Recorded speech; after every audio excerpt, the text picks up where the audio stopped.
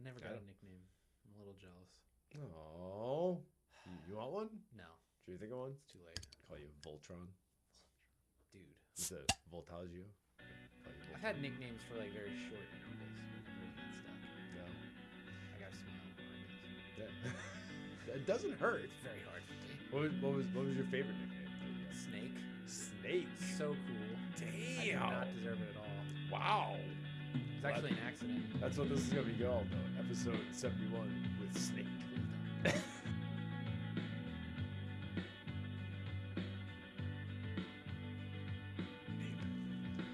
So, how was your 2018? This is for those of you just joining us, my ambitious plan over the next 2 weekends is to record a whole bunch of podcasts, all where we reflect on 2018 and look forward to 2019. Because there was something about 2018 that just seemed, and I don't want to cloud your opinion of 2018. I'll try to be impartial. My 2018 was very messy. Yeah. And just seemed very unsettled.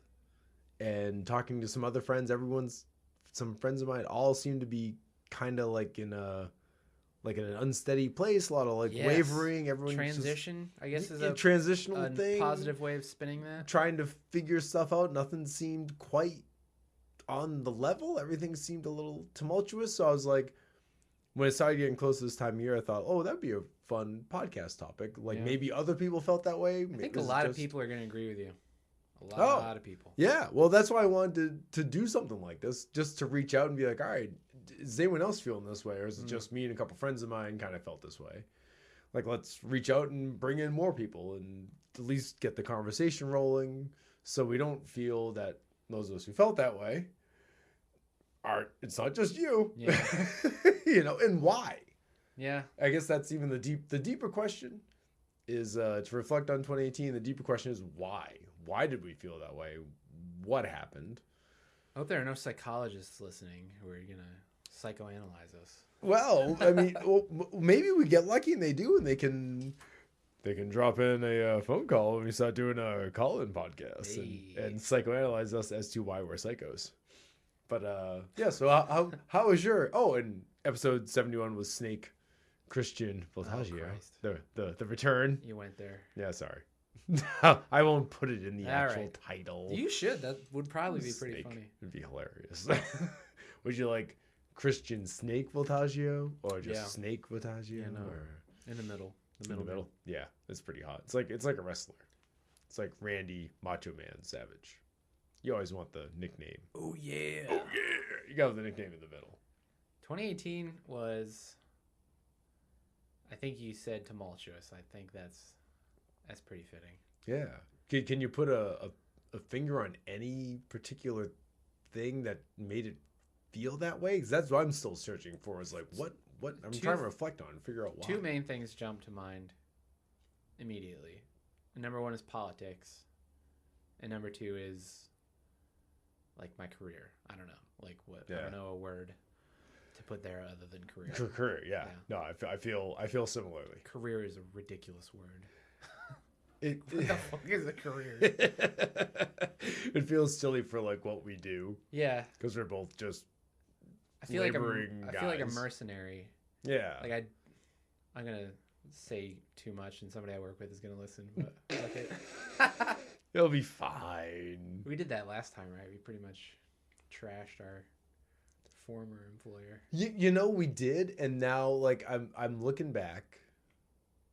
Because now what was the one we did? Episode 59, right? Yeah. Something like that. It was 50 the something. Mid to late 50s. Yeah. So it was a few months ago.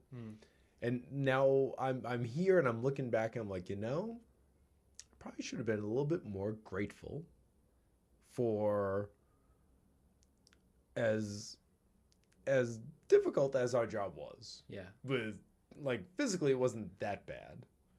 Like it could have been worse. Sure. And for the perks that we got from corporate-wise, we got perks. Yeah. And it's like, so I'm looking back and I'm like, geez, did I lose some of my gratitude and just become a miserable prick? The timing of that podcast was right at the end of our departures. So Yeah. that was raw for both of us. Yeah. And neither of us were super happy with how it ended. No. So that colored it. Yeah, absolutely. But I agree with you. I like if somebody listened to that, that would paint a much darker picture than I would want to, Yeah. than I would want anybody to have. Right. But we still know people who still work there. Yeah. And this still miserable. I know most of the people I know don't work there anymore though. Yeah. Oh. Yeah, no, there's been quite a turnover. With their moving. Yeah. I think a lot of people are. I'm sure some people just don't want to work there anymore, and I'm sure a lot of people can't work there anymore because it's moving so far away from where it is. Yeah. But now working different jobs. So I'm working at a different job. I worked at 2 different jobs, which for me, having 3 jobs in 1 calendar year is like mind-blowingly insane. Because that's not my MO at all. I like stability. Yeah. I stay at the same job that didn't give me a raise for 6 years. So man. When I'm getting crapped on, I'll be like, I'll do the work. I'll stay here as long as you pat me on the back. So I've told my wife this. I think I still have PTSD from that old job where it's like, oh, you just do the work, okay, buddy? And we won't take care of you. But we like you and we think you're a good worker. Hooray. Yeah. It's like, I guess I'm just a good worker, but my paycheck doesn't reflect that. Monetarily, I guess I'm just kind of a piece of shit that doesn't deserve much. Yeah. I thought I just didn't deserve any more. It's like, well, if they're not going to give it to me and I can't find a job that will pay me more, well, I guess I just don't deserve any more. Yeah, that's a really fucked up loop. Like a thought loop. Yeah. Oh, it To, hurts. you rationalize. I just realized I have a phone in each pocket. That's crazy. I'm fucking CEO. That's fucking funny. If you knew what I went through with this other phone. I got this thing like 5 days ago. Took like a year to save up for it. It was ridiculous. Right. Well, Speaking of, so yeah, like you are getting paid XYZ, and therefore you are internalizing that as like, oh, well, I must be worth XYZ. Right? But like pretty much nobody's getting paid enough nowadays compared to inflation. Like wages have not kept up. No. Right? So with a few glaring exceptions, your average American is not getting paid what they should be getting paid. Right. With where everything else is moving. Yeah. Yeah, I think that they've talked about that. I have all these neighbors in the city who are like these tech guys. Oh, yeah. And they're just throwing money away because, I mean, that's the hot thing right now. Right. Yeah. That field is just exploding, and good for them. I'm not mad at them. And I'm sorry. Just tell my mom, I'm sorry. You were right. You were right, Mom. Totally right. What was Mom right about? She was telling me back in the 90s. You should get into computers. You should learn about the computers. That's the future. Mom, I know that's a horrible imitation of my mom, but your mom's not Jewish from the Bronx. She's not a Jew. No, she's an Irish from Boston, but she doesn't sound like that. But she was totally 1,000% correct. I totally should have gotten computers. So yeah, my bad. Whoops. I'm into podcasting computers. There's still hope for this podcast, man. I love my podcast. You gotta get that Legion sponsorship. That's step number 1. You know, man, that's the one. So with gratitude, gotta be really grateful for having a shed bar. For having. I don't have a shed bar. I'm pretty fucking jealous. Oh well, I mean, like I would have been like I was thinking about that today. I'm like, man, this has been great to have been doing like. I should have been doing this like years. But I didn't have the financial wherewithal. So like I'm in a much better financial place currently where I could afford to buy microphones. Oh my God. What? And stands, So there is still gratitude. And even if this never takes off, even if this is just the shed bar forever, then it's still one of the funnest and greatest things to get to do. To have the opportunity to just be like, I got a website. Yeah. Never thought that would happen. And I get friends to come over and sit down and talk in front of a microphone with me. It's fucking awesome. So that is, yeah, whether or not it pays off, I think it would be great if it did pay off. Sure. No, just saying, everybody. Just Sherry's saying. Berries, where are Sherry's you? Berries. Hello. Any sponsorships are awesomes. But it's super fun. Yeah. And so even having this opportunity to do stuff like this is fucking spectacular. Yeah. And nothing I thought was possible. So, hooray, and thank you for coming out, sir. Thank you for having me. Cheers to technology. Cheers to technology. So yeah, 2018. 2018. It was a very bizarre year. 2017 was the year I moved out here. But 2018 was like the first full calendar year. Right, in where Seattle. Year to year, I was a resident of Seattle. Right. And much different from the East Coast. Yes and no. I mean, I had an expectation as somebody living on the East Coast of what it would be like out here. And that was based on 2 pretty brief vacations that I took out here. Oh, you got 2? Yeah. That's nice. Yeah. Yeah, I mean, I was out here for like 3 days. I think I spent a week and then maybe 5 days. Nice. So, I mean, it was still kind of idealized because it was vacation. You know? Yeah. And it was also like the greatest summer in the past decade out here at the one time. Right. So I was like, rain? What rain? Yeah, there's no rain. Didn't rain once. That was great. That's a big change for me. I love it though. Yeah. So it's still adapting like weather-wise? No. No. For me, it's a huge improvement, honestly. Oh yeah. No, we don't have to shovel snow. I don't mind the rain. I love rain. Yeah, rain's fine. Rain. I mean, the feeling of a nice warm day and the sun shining on you is great. Oh yeah. But a close second for me is rain. Yeah. I really enjoy it. Last winter, it felt like it dragged a little bit. But it I don't never know if- really got cold. No, but I think that's in a way kind of what dampened 2018 maybe a little bit for me because No, I love that. yeah, well, it just seemed like it dragged like through March and into like a little bit of April. It was still kind of gray I don't remember that. and rainy. My feeling was, I guess, because of like how cold it gets back east. Oh yeah, yeah. It's like it's 40s. It's like it's when we were raining, but working it's at Uline, 40s, I was whatever. not even wearing a sweatshirt or anything. I was just walking in my uniform. T-shirt. It's like that's fine. It's like 43. You know, I was like, I can deal with this. Oh yeah, no, So- I felt the same way when I first moved out here, and everyone's like, "Oh, it's cold." I'm like, "It's 40s. Shut the fuck up." Yeah, it's like okay, it's March. When is winter coming? yeah, it's Like, like winter's over, dude. This It's like is- that's it. that's as bad as it got gray and it rained. Yeah, Okay. Oh yeah, no, I would have I felt the same way. I would have like not pretty bad, but like mild seasonal affective disorder back east. And Oh, really? I'm Oh yeah. like not really dealing with that at all. Oh wow, anymore. nice. Well, that's great. Yeah, for sure. That's awesome. The city is not. New York is a little stressful for me. Like New York City. going to visit New York Yeah. and being in the city like that is fun. But if I lived there, my blood pressure would be through the roof. Oh, I could not. Yeah. But Seattle is obviously a city, but the vibe is not. It's way different. It doesn't do that to me. No. For whatever reason, that effect isn't there. And I Yeah. don't really know what that is. No. I can't really put my finger on I that. think it's kind of spread out. Yeah, I in a guess way. it's not as vertical. Like it's more sprawling Yeah. laterally. Yeah, that's why I always felt about Seattle when I first kind of came out That's here. true. Because Yeah. coming from Boston has like almost kind of like New York. It has like boroughs. There's like Boston, and then there's like Cambridge. Mhm. You know, where like Harvard is. You know, and so you can kind of get in the city, and then you kind of move out. But it all just feels. Boston feels really tight Mm. to me. I'd never spent enough time in Philly is kind of like that too. Yeah, 'Cause I never- Philly is kind of like a wheel, like a spoke, like a wheel with spokes. Oh, really? That's kind of how Oh, it's designed. okay.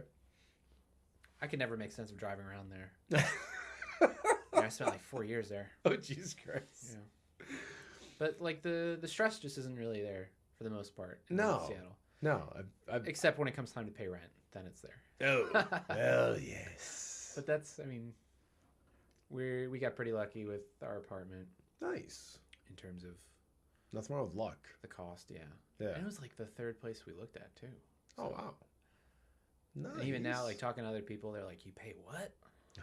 Like, oh, we got lucky. Oh, jeez. Oh, yeah, count our stars. Oh, lucky. We just renewed the lease on that. So Nice. like the relocation and being in a new place and like achieving that goal, that's all great. And That's pretty awesome. You know, I'm really happy about that. Yeah. Being able to shift coasts and find a spot where you can kind of land and spend a little time in, that's huge. It's hard for me to like ever really pat myself on the back. I just have that personality. Yeah. But like that was pretty cool. That's fucking awesome. Like, and you drove cross country. Yeah, and we had to save up to come out here. Oh yeah. Yeah, you have to. I was ready to quit my job then, and then they promoted me, and I was like, all right, well, if I'm trying to move out here, like now I'm going to stick around for another year now that I got promoted. Right. So I can stash away a little extra cash. And also have that on my resume. Yeah. That was the first time I was like an official manager. Ooh. Yeah. Yeah. It's a good little thing to, a little Like notch a whole in the year that I put up with that, you know, and like postponing all these plans for another year. It seems like it's forever at times, man. It did. Yeah. But then like the last month of that was like it's torture. Like cuz you're so close, you know. Not that it was a bad job, but it was just like the anticipation of leaving this place that I had lived for 26, 27 years for the most part, barring college. Right. Like I felt the same like the last year of Uline kind of felt that way, where there was that anticipation that this was going away. How many years were you there? Since 2013. Well, so when you left, like I started in like December of 2013, so basically 2014. Okay. And so it's like 4 years almost. Yeah, like 4. So, but it was like the idea that was it's probably some of the idea that it was leaving. That's how long I worked at that job. Yeah. It was 4 years. Yeah. So there's something with the idea that it was leaving, that anticipation that it was leaving made me just want to jump ship earlier, just be like, like fuck it, like I'm gonna stick you before you stick me type of idea, like, or you have already stuck me, so now I'm just gonna jump ship and with birds in the air, and, call it. So yeah, it's still a thing I'm kind of wrestling with. Like, wow, I don't really have the words for it. It's not like sensible behavior though. Yeah. Like I probably should have stuck out a few more months. I think that job was a little crazier than we're giving it credit for. Yeah, the little rose-colored glasses maybe in hindsight. I don't know. Like maybe the pay and the benefits are all great. Yeah. Oh yeah. Like I never gotten paid more. Yeah. Than that. And maybe that's why I have the little rose. It wasn't terribly difficult. Like you had to be on top of your shit. Yeah. Like that was a job where like I really couldn't stay up late. You know what I mean? Oh, I could. Like if I felt I couldn't. Dude. If I didn't get enough sleep, I sucked. I could, and I did. But you're a fucking prodigy. Well, I've done warehousing for 20 some odd years, so I just never done it like, where anybody was tracking my error percentage. You know what I mean? Like that was nuts. I used to do that at old place I worked at that didn't track my error percentage. I would track it myself. You just put it on yourself? I would just be like, all right. I'm kind of doing that now. Yeah. Like, I don't want to make a mistake. Like, I would like push it to be like, all right, let's try and like, no one else is keeping track of this. I want to keep track of it. Like. I'm the only person in the warehouse though, at my job. It's just me. Just you? Yeah. Solo. Like a badass. So like if the running the whole kit and caboodle. If the percentage is shitty, like oh well. Nobody else did anything. Tomorrow's another day. We'll try again then. Yeah. At least I don't have Joe Wilson come up to me and being like, "Hey, so you're supposed to hit 175 lines an hour, okay?" It's like, well, yeah, douche. Feel free to shut up. I'm trying. Yeah. You ain't helping me. It's a two-way street. No, it's a one-way street, and you're stupid. Like, fuck you. I didn't ever get to the freight department. Oh, you never got to freight. No, I never had to deal with that. I was close, apparently. Ooh. From what I hear. just missed out. Oh no. Just missed out on having people talk to you about, yeah, you only lumped X amount of 8-foot walls. Like, why aren't you lumping more of them? Like, oh, because they're heavy. Sorry. Sorry. Moving heavy shit takes longer than moving light shit. Not according to Uline standards. Moving 200 pounds is the same as moving an ounce. Like, well, that doesn't make any sense. This email says it does. Well, okay. I guess that's what you have to do.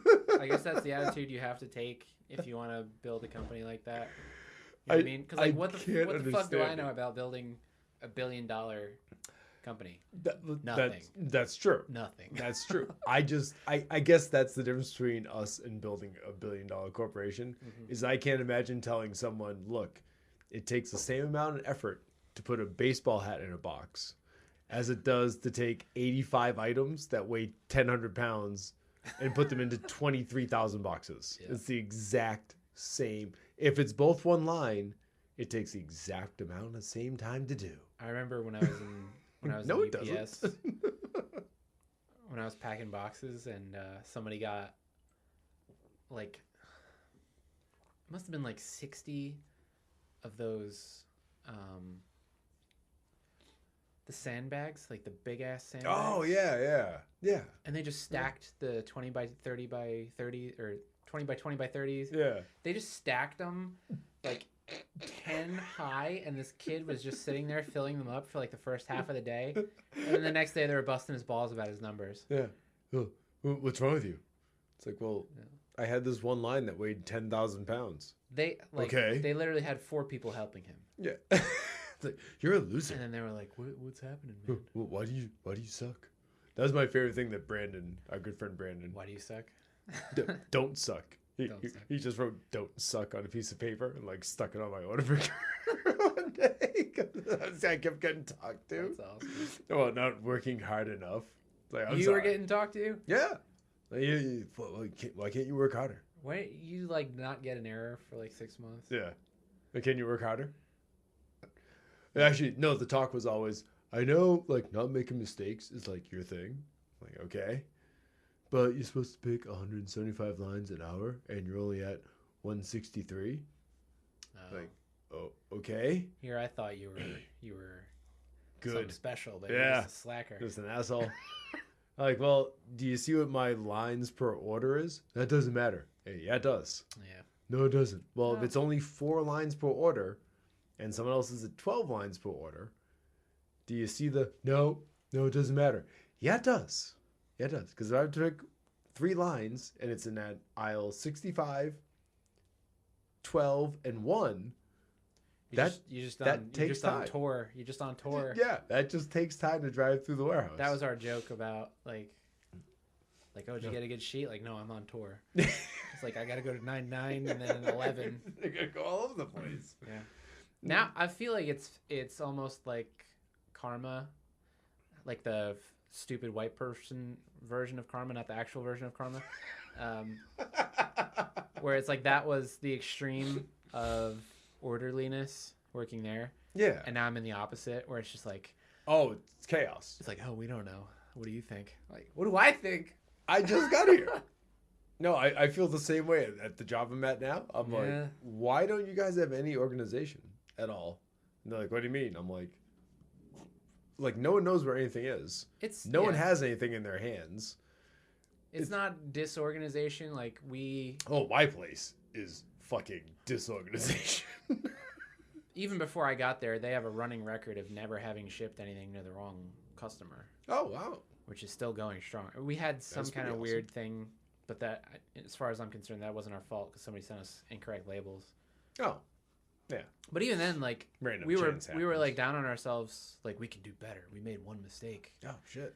You know what I mean? Like, so it's organized. Like, we do, we kill it. On top of it and paying attention to shit. The structure is kind of weird, and it's a small company that's transitioning from being a small company into trying to be a big company, and we've outgrown our space a long time ago. Oh no, that's rough. Yeah, My warehouse is kind of like L-shaped.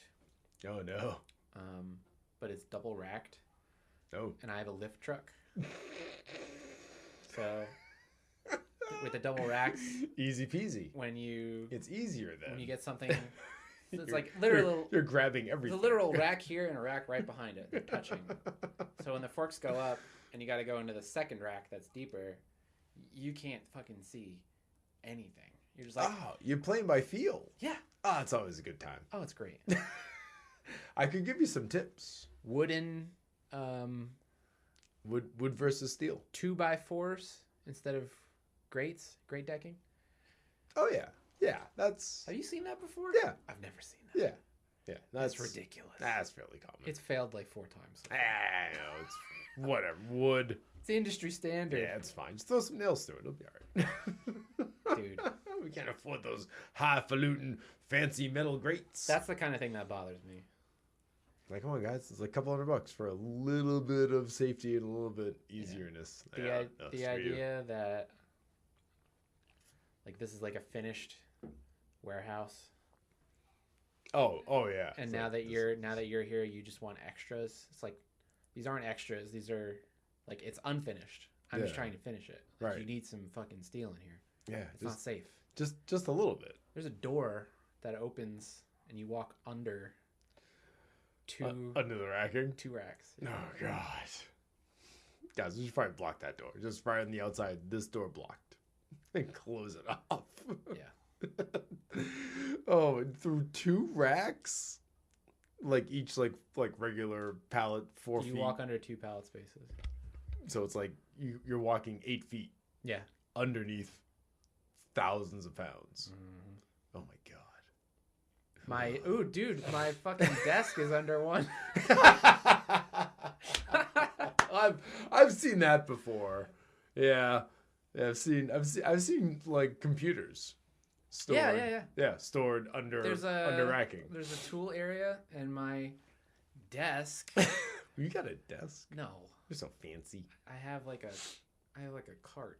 It's like the diagnostic thing that they wheel to your car at the auto body shop. Yeah. That's my whole that's your station. Yeah. Nice. It's mobile. You just gotta unplug it, roll it somewhere else and plug it in. Sure thing, Bill. Sure thing. Just get a car battery, plug it into that. Then you're mobile. You can plug it in anywhere. And now you just open up 4 more pallet spaces. Actually, you gotta think outside the box. We got rid of 4 pallet spaces to put my quote unquote desk there. Well, see, if you buy a car battery, you got those 4 pallet spaces back. It's chaos. We need a bigger building. Yeah. Like a year ago. But this is the gig I landed immediately after leaving my last one. Yeah. So when you go from Uline to something like that where it's small and it's congested and it's way stuck. And I'm dictating the policy. Nice. So I'm trying to like base it off of what. So you're Liz Uline now. Oh, sorry. Are you Dick Uline? I don't have any shoulder pads. But like I'm writing the procedures for the warehouse that I'm the only person that works in. So it's kind of weird, but it's cool. Yeah. It sounds interesting. Tumultuous though, that's what I'm getting at. Yeah, it's all very chaotic. Everything feels like it's up in the air. Yeah, I'm in a weird. I mean, I'm not trying to complain because my life is definitely awesome, but but it's a weird in between, like questioning like everything. Yeah, no, like I felt that way. It's like, man, there was a time when like everything kind of was in a groove and things kind of rolled easily and like my brain felt in a good spot. Yeah. And it just doesn't feel like it's in a good spot. That's relieving for me to hear. Like, that's because you're in my mind when I feel like that. I'm an old man. In my mind when I feel like that, it's just like, well, you were a kid 10 years ago, so of course you felt that way. You know what I mean? Oh, yeah. But to hear other people feeling like that is a little reassuring. Yeah. It's just like so much of it has to do with the internet, I'm sure. And I have such a love-hate relationship with the internet because obviously like so much entertainment and knowledge. There's a lot of good stuff out there. Exactly. Like I love just learning about shit just for the sake of, hey, I learned this thing today. Yeah. I knew more than I did yesterday. This is cool. I love that. Yeah. But also, like, you're just exposed to so much garbage and lying. And Yeah. it's just a direct lie. It's a direct line for bullshit. You know what I mean? You have to be your own filter. Yeah, but it's hard. Oh, it is. Oh, it totally is. You got to know when to turn it off. I keep getting these PragerU. Oh, God. I got Ads. fucking... I think I watched like one of the videos just out of like a joke. And then like my YouTube ads for a while were all PragerU for a while. And I'm like, I watched that one video. It's because you watch that Jordan Peterson shit. Might have been that. It's my fault. Oh, nice going. Because the internet thinks that guy's like a righty. Like Or PragerU thinks that guy's a righty. And he's not. No. So like you watch his shit and then everything. AdSense is like, oh, this guy's conservative. Give him the PragerU ads. It's like PragerU's like insanity though. Here's the thing. That's what I thought. Like PragerU's like if you want $1,000, just pray to Jesus for it and he'll give it to you. It's like, well, that's not how it works. So that's dead. how it was in the beginning, and I feel like they're getting smarter. Prager? Yeah. Oh.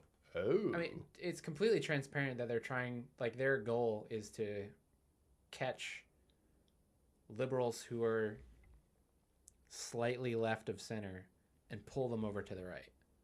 Oh, everyone wants to move everyone to their team. There are only certain types of people who are vulnerable to being moved, though. You're not going to get a full-blown socialist to become a full-blown Tea Partier. No. Yeah. Like, that's not possible. No, you want... But the people who are around the middle... You want to shift those people this way and that way. You want to find the little button? The people in the middle are it's possible to get them to cross aisles. Absolutely. And that's exactly what they're trying to do. You just got to find the right button to push. Yeah. And I just keep getting these fucking ads. They're trying to push it. And I'm like talking to my TV. Stop TV! It's not gonna work. What button do you think they're trying to push? Do you see a theme? Oh yeah, it's super obvious. Oh. And like I said, they've changed since they started. So, like maybe the stuff that you saw and the stuff that I saw in the beginning isn't really what they're about anymore. Right. Well, I just started watching more Red Letter Media and Angry Video Game Nerd, and all those Prager University ones disappeared real quick. I watch a lot of shit about video games, and I still get them. Oh, really? I got one this morning. Yeah. Oh, damn. You gotta turn off those Jordan Peterson videos, man. Kind of did. Oh. It's like they got their barbs in there. Yeah. They're like, well, we can get this one. Their MO, as far as I can tell... He's only 20-something. We can get him. ...is like, there's a big population of liberals, and I just want to clarify the differentiation between liberals and leftists, because those are definitely two different things. Oh, yeah. Yeah. There's a population of liberals who are not super stoked on what's going on with the Democratic Party. Right. Anybody who is ready to vote for Bernie Sanders is probably pretty fucking pissed off with the way the DNC shafted him and the way they just disregarded him and never treated him seriously and all the things that Hillary got that he didn't get, right? Right. There's all those people. There's also all those people that agree with the, let's say, political goals of the Democrats, but not necessarily like the social justice aspect. Yeah, right. To some extent. Yeah, there's definitely shades of gray. Yeah. And slicing parts where you can start getting too far, or you start. I'm interested in. Cliff. Yeah. I mean, I don't think this country is fair. I think this country could be fair, but there are people who want things that are just absurd. And, that I can't. And in their mind, that's progress, and that's where we should be going. And in my mind, that's too far. So all these people that I just talked about, I think are the people that are kind of vulnerable to being tugged to the right. Oh yeah, right. Especially if you think things are unfair, and then you can have a little hot button push issue. If there's any like white guilt, those people who are feeling that are very vulnerable to. Because like if you feel guilt about racial unjustness or anything like that, that'll push you in one of two directions. You'll either say, hey, this is fucked up, and I'm gonna do everything I can to address that, or you can say, hey, this is fucked up, and fuck everybody else. You know what I mean? Like, hey, it's been 100 years. Figure the fuck. The playing field's even. Figure it the fuck out. Yeah. I gotta figure it the fuck out. Even worse than that, though. You know yeah. what I mean? Well, I think a lot of the people that I know that lean more right, it's like, hey, like, I gotta figure it out. You gotta figure it out. We both gotta figure it out. So whatever. The playing field's even, which it's not. But that's not even the most ridiculous point of view that you can have. Oh no, you can go further than that. Well, I'm talking about like the people in the middle who like where they can get pushed either way. Yeah. If you're feeling like, hey man, like life is hard, but it's the playing field's probably fairly even. If you have a couple of hot button push issues, you can take someone who thinks that the playing field's even, and a couple of hot topics, and then convince them that there's a war on Christmas and right, your grandchildren are all going to be brown and right, this is the end of white people. Right, and that those 2,000 Hondurans with no food or shoes are going to come and steal your job in Minnesota. Yeah. Oh, we got to stop them. Oh, shit. Yeah, it's like, exactly. No. Those are the people that are going to hopefully determine the next election. I think. Either that or he gets impeached. Who knows? The very fact that we're talking about that is like, again, a sign of like the tumultuousness of right, where it's just currently like I've given up. Even to me, it's gotten to the point where it's like talking to someone about religion. Like politics and religion has always been the off thing. Right. Don't talk to me about politics and religion. And more now than ever before, I feel like politics and religion are super hand in hand, where you can. I feel like you can show someone like the most obvious, blatant. It's like politics is worse now. Yeah. Where it's like, it look, didn't used to be. It's like, oh, look, he says Mexico's going to pay for the wall. And now he's saying the U.S. taxpayers should pay for the wall. And it's like, yep. It's like, those aren't the same arguments. Like, you said Mexico was going to pay for it. Yep. Now he's saying you have to pay for it.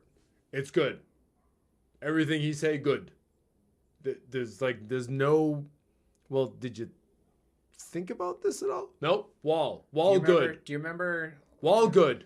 Does that guy remember Wall 6 good. months ago when he was Wall so good. happy about his tax return? Wall good. Like what tax return? Wall is good. The tax return is going to be a wall. They're taking that tax return back. It's like but there's no wavering. And unfortunately, there's no wavering about unfortunately, there's also the opposite end of that spectrum, where there's that guy sitting there who's just like wall good. There's also like this incredible section of the left that's like Orange Man bad. Oh yeah, it's just like period. Whatever he does, whatever he says, and I'm no fan. I am no fucking fan. No, but it's like, all right, well, it's I at least try to. You get the same journalist writing a column, you know, in September saying, you know, pulling out of Syria is the best thing we should do, and then as soon as he does it, and then in fucking December, pulling out of Syria is a mistake, and that's the same guy writing those articles. Why was it good now? Yeah, but why was it good then? But it's not good now. It's just, it's all tribal. It's all whose team am I on? Right. Okay, it's I'm gonna be on that team as hard as I can. Yeah. Can we be consistent? Did things change? And just, but yeah, at least have an argument, or at least some semblance of fucking consistency. Yeah. You know. So yeah, there are a lot of people, insane. possibly even the majority of people, who are aware of, you know, of having an opinion independent of like whatever party you support. So I think that might be the majority of people. I don't know, but I think the media is not interested in letting that be the case. The media is interested in having it be like half of us are on blue team and half of us are on red team, and never the twain shall meet. And we gotta fight. But that's not. We gotta beat the shit out of each other about it. That can't be how it is. No, it's not. There has to be that point in the middle, right? Where you can get people who are slightly left of center, people who are slightly right of center, who to me are the common sense people. Yeah. there has to be somebody who can appeal to those people, and then Well, we need to find that person. Yeah. We need to get that person like that person needs a voice. Yeah. I think we've lost a lot of that because our media and a lot of that what sells is hyperbole and the extremes. Yeah. What sells is the extremes. My favorite example is the old Howard Stern example, right? Did you ever see the Howard Stern movie? The movie, Private Parts. I did, yeah. Right. So, people who listen, there's this amount of people listen to Howard Stern, and the most thing is that these people love him. These are fans, and the most reasoned explanation as to why they would listen to him, they want to hear what he's going to say next. And here's a vast chunk of the population who hates him. They listen to him even more. And why do they listen more? Because they want to hear what he's going to say next. So there's this they extreme. Want to be like justified in their right. What's this maniac going to say next? Yeah. And so Very good point. It pulls in the ears and eyeballs, the extremes. Yeah. The middle of the road stuff doesn't. It's boring. Right. It doesn't pull in the eyeballs. It doesn't make anything. Even if you try to be like rational, it's like, hey, I think that being the wealthiest country in the world, that our population would be better off with healthcare. You have like a rational thing like that. And the news is like, well, that's boring. How do we make this a back and forth topic? That would probably, unfortunately, be considered like very progressive. Could you imagine if we took this media setup and put it 100 or so years ago when they wanted to invent public schooling? Because the idea is a more educated population is a good thing. Back before there were public schools. Back when it was just rich people educated their children. Can you imagine the idea of someone being like, hey, you know what? I think if everyone was smarter, then our population would be a better population. There'd be a chunk of the political spectrum being like, well, you didn't pay for it. Who you think you are wanting to be smart and shit? Stupid motherfucker. Go buy it your fucking self. You lazy piece of shit. Yeah. It's like, well, we're like pretty rich country. Shouldn't we just have public education? Socialist. Are we though? Communist. That line keeps getting passed around, but the debt is just insane. And I know, like, from an economic standpoint, like, debt isn't debt. It's a global society, like monetarily wise. Debt can be made into profit. You know, I'm not. Yeah, like I know that's like, oh, we're $2 trillion in debt to China. It's like, all right, well, China, call the bluff. What's gonna happen? Yeah, you got to make stuff. Someone's gonna buy it. We got people to buy it. You want to make shit, but who's gonna buy it? The Ukraine, Ethiopia. Who's gonna buy it? The Ukraine exists in another 10 years. Yeah, right. Who's gonna buy your shit? Yeah. Slovakia? No, they ain't buying shit. Who's buying it? Africa. The US. Africa ain't buying shit. Africa ain't got no money. They're trying. They're trying to get money. China's in there. We're in there. I've been pulling for Africa for a long time. We're gonna corrupt the fuck out of them. Since Live Aid. since do they know it's Christmas time at all? I think they should probably try to enjoy the way it is while it lasts. Because pretty soon it's going to be McDonald's on every corner. That's where I see that going. Oh, I wish, my wish for Africa was, why don't they just have solar power to power everything? It's Africa. Like, it's like most like huge countries right in the equator. Why isn't the entire country powered by solar power? Why isn't Egypt just powered by solar power? If I was Elon Musk, I'd be like, hey, Egypt. You wanna be free of everything? Well, you're definitely not gonna get Egypt to do that.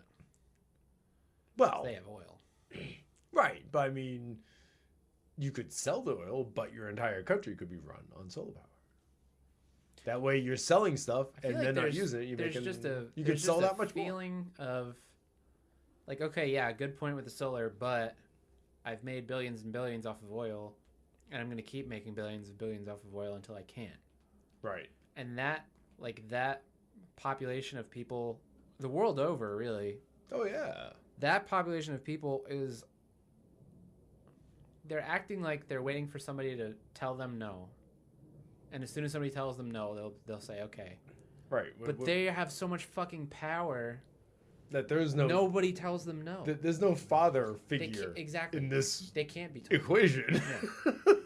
It's like, who's going to tell you to It's stop? just going to keep going until... I mean, I've read that it is too late. Like, we've already fucked up, and even if we went 110% green tomorrow, it's too late. Yeah, we're all dead. I don't even know what to think anymore. Yeah. No, it's like, I try not to... Exactly. Hence back into the more tumultuous idea where nothing feels steady. It's like, why haven't we... It feels like we just haven't progressed. Like, we haven't been to the moon since 1972. Like, really? I would love for us to do that just so that the conspiracy theorists can shut the fuck up on that one. I'm tired of Eddie Bravo. Why haven't we been back to the moon? That's my big thing. It's like, why haven't we been back? Like, well, it's too expensive. There's nothing there. Well, no, but that's your launching base to get elsewhere. Elon doesn't need a launching base. Well, it's a lot less expensive to launch from the atmosphere or from the moon than it is from Earth. Right. So we should be building shit. I don't even care about all that. I just want us to go there. I want someone to fly to the moon and make a YouTube video. Right. Like, look, bitch. Live broadcasting, There's Wi-Fi. the Earth. It's not flat. Shut up. It's actually shaped like a donut. Shit! Mind blown. And Bravo's like, see, bitches, I told you. It's a giant hole over California. We don't know where. So weird. I never drove through that one at all. Oh, the highway guys are against us. That dude, when Eddie he's talking Bravo? about, when he's talking about he's jiu-jitsu, I will listen to every word. I will hang on every word. Oh, yeah. I will drink it in. If he's talking about literally anything else. It's right down the rabbit hole. wanna Like, hear it. what in the absolute fuck are you talking about, That's man? a crazy character. Because he's deep. nuts, Yeah. unquestionably, but he's also very successful. Yeah. He's got So is there some he's correlation? got his own brand of jiu-jitsu, his own school with their own names for their own moves that they invented. Huge. He won EBI. He beat Hoyler Gracie twice. 1.5 times, depending on who you ask. Yeah, but I mean, but But he's nuts. this guy's not putting together simple thoughts like the world is round. No, it's not. Chemtrails. Chemtrails run is That super indicates to interesting. me that like success, like extreme levels of success and wealth require you to be somewhat nuts. You got to think a little. Well, I always thought that about like all the great musicians. Oh yeah. You got to be. If you want to stick out in this society, you got to be fucking crazy. You got to be a little. Anybody, you're like too well balanced for your own good. Yeah. That's how I feel. Well, it's boring. Yeah. Who wants to hear music by? Like you turn on the radio, and you tell me this band from that band. It's like, it's vanilla. There's nothing going on. It's super boring. You watch The Voice, like we watched The Voice, and it's like, basically you're rooting for someone who didn't fuck up that much. It's like, well, this one isn't tone deaf. That's cool. Like, and there were people who like, there was this one girl this season, she had like the biggest downloads on iTunes, and me and Noel looking at each other like, really? Like that was she wasn't even on tune. Like, what in the fuck? Like, she had those. That's why she had all the downloads. It could have been a Rebecca Black situation. It could have been it's Friday. Thanks Gotta for get that, down on dude. Friday. Why would you? You're welcome. Why would you do that to me? It could have been a train wreck thing. I don't know. I wouldn't download a train wreck on iTunes. I'm very vulnerable to the train wreck. We all are. Shit. I was watching this guy cook on YouTube. Oh no. Oh Jesus Christ. I was watching this guy. He's like a well-established chef. Was he cooking ice cream? Because that would have been awesome. And he was just... I watch him because he's terrible. It's the train wreck thing. Ash is like, why are you watching this? I was like, because I hate it. See?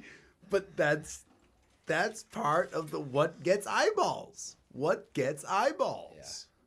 Yeah. It's like this, like rational conversation, boring. Like these are people having a thoughtful discussion about why do we think this way? Why do we work this way? Why do things happen out the way they do? Here's my experience. Here's your experience. Did we learn anything? maybe, but it's gonna take a little bit to digest. But that's not what the media, the population at large wants. They want, I think we should have a wall. I think we shouldn't have a wall. You're stupid. Oh, you're stupid. The Mexicans gonna murder us. No, they're not. And they just want the extremes fighting back and forth. And it's like, well, that's not helping us get any farther. But it's Jerry Springer land. It's like, let's just yell. It's entertaining, I guess. I mean, guess. Not anymore. No, it's terrible. It's like, we remember need rational discussion. I was driving south on Route 72 in New Jersey, back from the end of my day at my job. Listening to Born to Run. Listening to NPR. Oh, dang it. Whoever was Born to Run from New Jersey. Fuck Bon Jovi. That's Bruce Springsteen. Like I said. Are you from New Jersey? Fucking liar. Everything's Bon Jovi. He's probably from Indiana. Born to Run? Yeah, okay. We were born to run. I gotta fact check you. Living on a Prayer. That's Bon Jovi. That's what I was thinking when you said that. I don't know I'm why. sorry. Anyway, I was driving south, listening to NPR, and Trump was like, "We're getting pulled out of the climate accords. We're not doing this anymore." Yeah. That was the beginning of the end for me. Yeah. Like, climate accords are stupid. It's like, well, but like my buddy Kevin on the East Coast argued, but like there's that the Paris Climate Accord has no teeth. It's like everyone just says, hey, we should make things better, but there's no like lined up of like, this is how we do it better. And it's like a whole bunch of people sign up saying, yeah, we'll do stuff better. How? And the state that we currently live in is the exact same way. Well, we're doing what we said we were going to do anyway. Yeah. Washington State is like, well, we don't care if you pulled out. We're still going to hold ourselves to the standard. That's not the point, though. Like, I don't necessarily care whether it had teeth or didn't have teeth. Right. The way that he was talking about it on the radio, you could hear in his voice, he was just like, he's like, take this. You know what I mean? Well, that plays to that extreme, though. That's the fucking president, though. He knows. The president shouldn't be like, take this, enemies. Like, or I'm just doing this because it's going to piss you off. Take this, friends and enemies. Like, fucking nothing but so many free birds for everybody. I mean, that's his whole game. Yeah. His whole game is screw you. It's like, you're a liar. I don't give a fuck you. I'm going to lie like 85 more times in 3 sentences, and I don't give a fuck. An exact quote, I can shoot someone right now on 5th Avenue, and I would not lose a voter. And that is the most honest thing he has said in the past decade. Yeah. I can shoot someone in the street, and I would not lose a voter. It's so surreal and for it's me. True, and I don't get why. Like you said, to your point, we're on teams. I don't care what this team guy does. This guy, he shot someone. Here's a video of him shooting him. Yeah, well, that's my guy, though. I think he shot him. I thought about that idea. That guy probably deserved to die. Of the teams or the tribes or whatever you want to call it. Yeah. I've been thinking about that for like 10 years now. Like, I remember being in college and I put up something on Facebook about how I was just noticing like everybody's really eager to be labeling themselves and putting themselves into a box and, you know, like putting themselves on a team, you know, like, because you don't. Yeah. There are a couple teams that you're born into, like your race, your gender, like where you live, like your income class. Right. You can't. Oh, well, those are all random. You don't have to pay attention to those for most people. Some people have to pay attention to them. Yeah. But going beyond that and like just saddling yourself with more teams. You don't have to do that. No. Right? You don't have to wear the blue tie and be a Democrat. You don't have to wear the red tie and be a Republican. You don't have to pick a religion and incorporate that into your fucking identity so that here are the 10 things that you need to get offended by if they happen because that's what we do in this religion. Yeah. But people love it. People seek it out. It's like a fashion accessory. Yeah. You know, it's like I can make myself more interesting by being on this team and getting offended by this shit and disagreeing with these people. I feel lucky that I don't feel that way. No, like then to bring it to like the team thing, it's like if you're watching any type of sport anywhere, and something goes right for your team and it goes wrong for the other team, it's immediately, there's no rationale. Yeah. There's no, well, let's look at this reasonably. It's like, I'm right, you're wrong. Yeah. It's like, was that a fumble? Doesn't matter. The ref said it wasn't. We still got the ball. And the other guy's upset. It's like, well, it doesn't matter. It's like, but well, you can look there. Like that like reinforces whether or not. It's like wasn't what the reality is. If it went well for your team, right? But it looks like a bullshit call. It doesn't matter. I won. You no longer think it's a bullshit call because it's good for you. Right. Whereas if it was the other way around, you'd be like, it's a bullshit call. Right. So it's like, can you be like, well, like I've had that experience, and like especially moving out here now, you move coast to coast and being a bit of a sports fan, a bit, and being like, talking with people and like watching a game. And having people be like, that was a bullshit call. And then being like, well, yeah, they probably go away with that one. Or you could be the asshole and be like, nope, totally right. It's just like sticking your fingers in your ears. And you're just like, blah, blah. No, everything they said was right. And then when one thing goes wrong, then you bellyache and bitch and complain. It's like, what do you want to do that? Like, I'd rather have a decent conversation with the person. And it would either be like, yeah, or it's like, well, from where that ref was, he probably saw it this way, or just at least be thoughtful, not immediately engage in, you're wrong, I'm right, you're stupid, I'm smart, burger. It's like, let's can we be intelligent? But after a few beers, frustrating thing to think about, because with politics, there is no referee; it's all opinion. And I have allegedly, I have I have this personality trait where I just try to figure out anything I hear about. I just try to figure it out, and I don't have a filter for like, oh shit, they're talking about dark matter. You don't have any business figuring that out. You know what I mean? Like it doesn't matter. I just try to figure whatever it is. I try to figure it out. Yeah, or at least think about it and be like, hey, actually, I don't know. This was some. It leads to a lot of frustration because I don't filter out things that I have no hope of figuring out. I always try to figure it out. So like. When I talk about that kind of stuff. So you have no hope in figuring out dark matter? Dude, I don't even. Well, sorry, humanity. We're all doomed. You got to get Eddie Bravo in here for that. Sorry. Voltron cannot figure out dark matter. We're all doomed. Like trying to figure out why everything we just talked about occurs or seems to occur more than it used to. On the one hand, I'm like very pro individual. Oh, well, yeah. I'm extremely like my girlfriend's probably laughing if she hears this because I'm just like too about being an individual and individuals' sovereignty and being able to live the way that you want to live because it's your life and you really can't deny that, right? But at the same time, like we're trying to get on all these teams. We're trying to join these bigger crowds, right? Which there's a little bit of that's the opposite of an individual. But you feel a little security in with the team, though, right? So we have like the point I'm trying to get at is I don't know if we need more individuality or less, because on the one hand, we're tending towards tribalism where we're defining people like, are you a lefty or a righty, right? And just are you pigeonholing everybody? Exactly, right? We want everybody to have a label. And we want to be able to categorize them. Right. But on the other hand, everybody is on social media and is like, like on their Instagram, like everybody treats themselves like they're completely unique. But there's fucking 7 billion of us. There's hundreds of people who are just like you. You know what I mean? There's millions of podcasts. Exactly. This is not the most unique podcast. I'd like to think it is.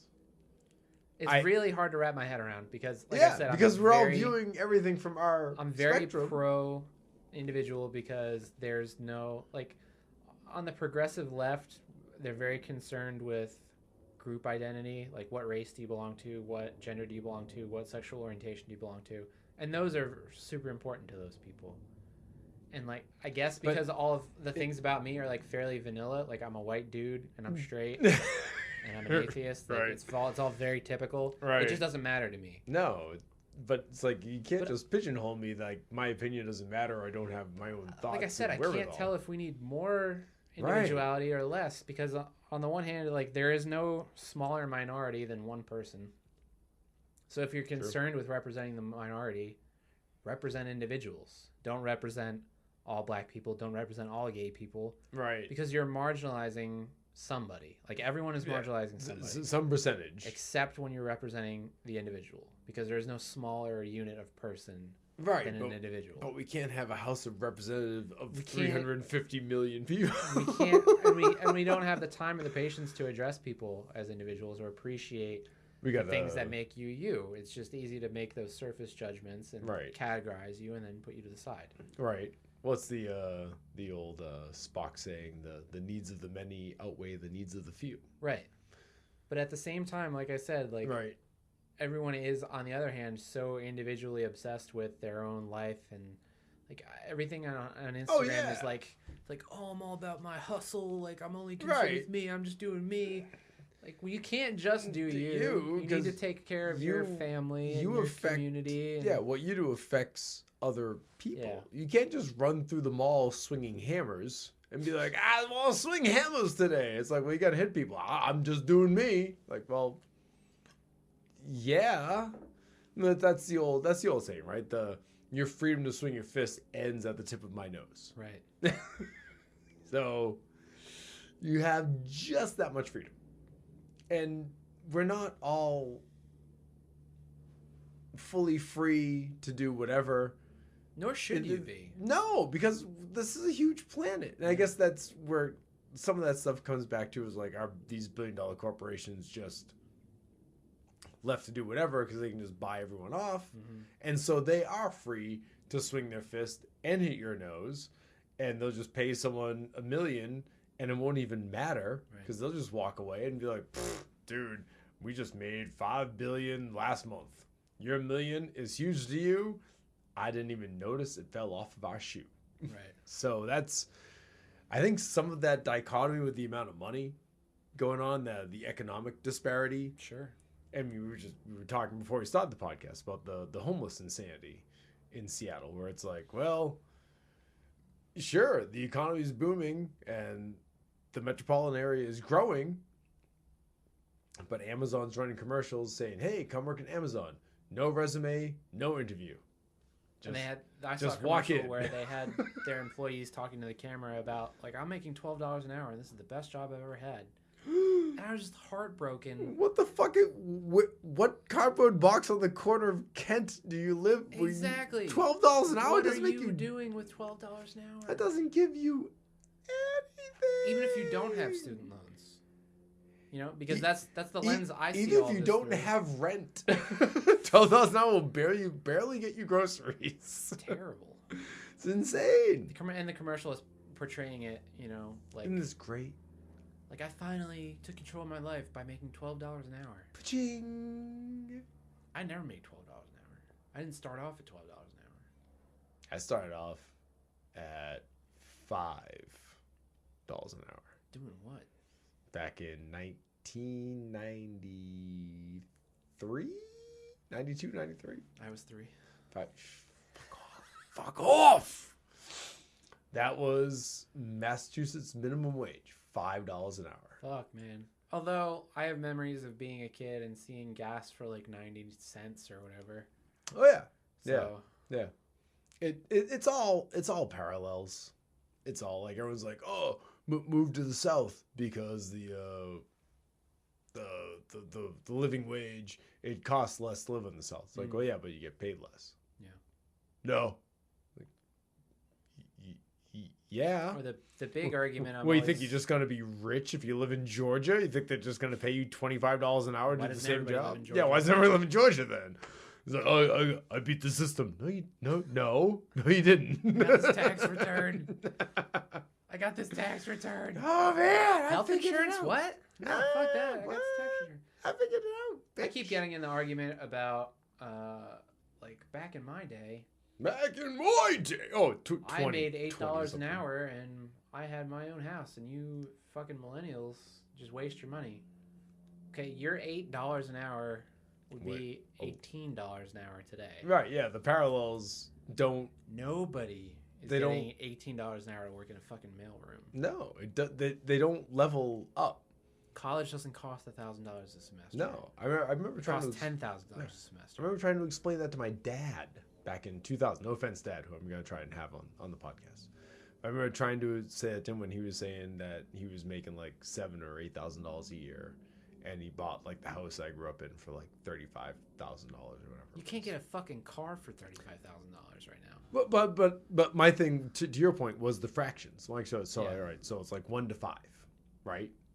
$8,000 a year, $35,000 a house, 1 to 5. I'm like, all right. Well, if I'm making $20,000 a year, I can't buy $100,000 house because they don't exist. Because every house is $200,000 up. So see how the fractions don't make sense? See, it was 1 to 5. Now it's 1 to 10. You see how it does? It's like, well, you need to get a better job then. It's like, well, It's like there's 7 billion of us now, dude.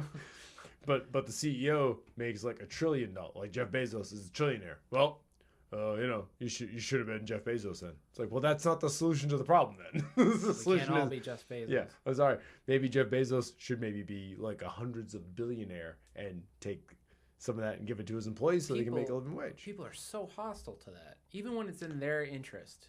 I don't get it. I don't get it. I have friends. It doesn't make any sense to me. I have friends who I agree with on 90% of whatever you want to talk about. We can, like, yeah, okay, I get your point. Yeah, or at least, yeah, that's reasonable. But then I might not agree, but it's reasonable. I get it.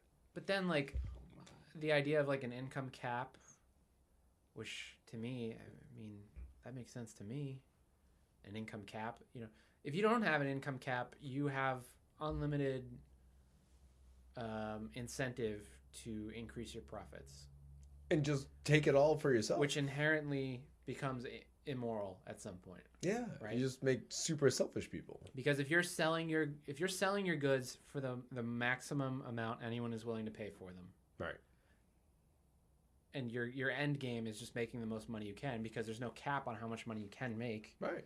The next way that you cut down on your expenses is by paying your people less, is by using shittier products, right, is by, cutting corners when it comes to shipping, and things like that. Like where China is, where it's like, oh, you're not you guys... spending more on advertising and making more money that way. No. You're just cutting every corner you can. Just to squeeze Just to drive, because the expectation with literally every company is 3% growth. Like, yeah. Okay, but 3% growth doesn't go on for eternity. You know what I mean? That's the capitalist idea, though. Yeah. Infinite growth I margins. think it does. But, we're living this idea. There's a dark area that we're getting into. No, there's no darkness to capitalism. No. Everything is wonderful. Name me a better economic thing ever devised besides capitalism. We've pulled socialist more people loser. We've pulled more people out of poverty. Like, okay, sure. Not going to deny that. But when did we do that pulling? Because we're not doing it now. Right. We did it during the 90s. Right. And things were definitely on a much more even keel during the 90s than they are today. It's like there are definitely good aspects, but like For people act like any level of criticism towards it is like, oh, you're terrible. And also acting... Everything's great. It's like, well, no, we could probably be better. Like a desire to repair something... Like a desire to repair the system as it is now, or improve it, or whatever word you want to use. Terrible. Yeah. To equate that with wanting to destroy the current system. Like, no. Can we just kind of... Neither, like, leaving it the way it is doesn't make sense. Right. Letting it become corrupt doesn't make sense. No. And destroying it doesn't make sense. No. You just need to fix it. Put a couple rules here and there. That's all. Right. That's because of all the tribalism and the red versus blue. Right. I know. Anybody who wants to destroy. Right. Anyone who says no is just Jeff Bezos is the greatest thing ever, and I should be poor, living on the street, just drinking his sewage, and that would be my best life ever. It's weird for me to compare my life to my dad's life. Do you feel like that economically, I guess? I fear my dad just turned 70. My dad's still working like 5-6 days a week. Yeah. 8, 10, 12 hours a day. My greatest fear is to still be doing this shit at 70. Yeah. It's my greatest fear in the world. Like, I am deathly afraid that I'm never going to be able to retire. My one goal, like, when I got this new job, I'm like, I want to work at this job for 10, 15 years max and retire. Like, I don't want to do this forever. People are like, that's great. You can't retire at 53 or 58. I'm like, why the fuck not? Watch me, bitch. Yeah, like, well, you know what? That's more incentive for me to prove you motherfuckers wrong. Yeah. Or, why isn't that the norm?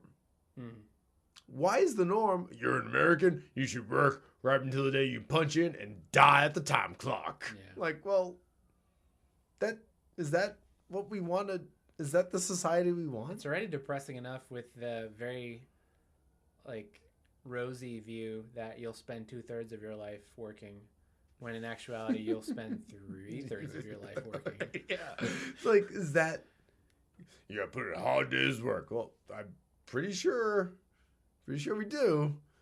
Pretty sure a lot of us do. What's the agenda we're pushing here besides helping the very one guy at the top live the most exorbitant, wonderful life ever, while the rest of us, and also even more disgusting than that, enabled generations of his offspring to not work, to just sit around and be like, oh, look at me, oh my god, my life is so hard.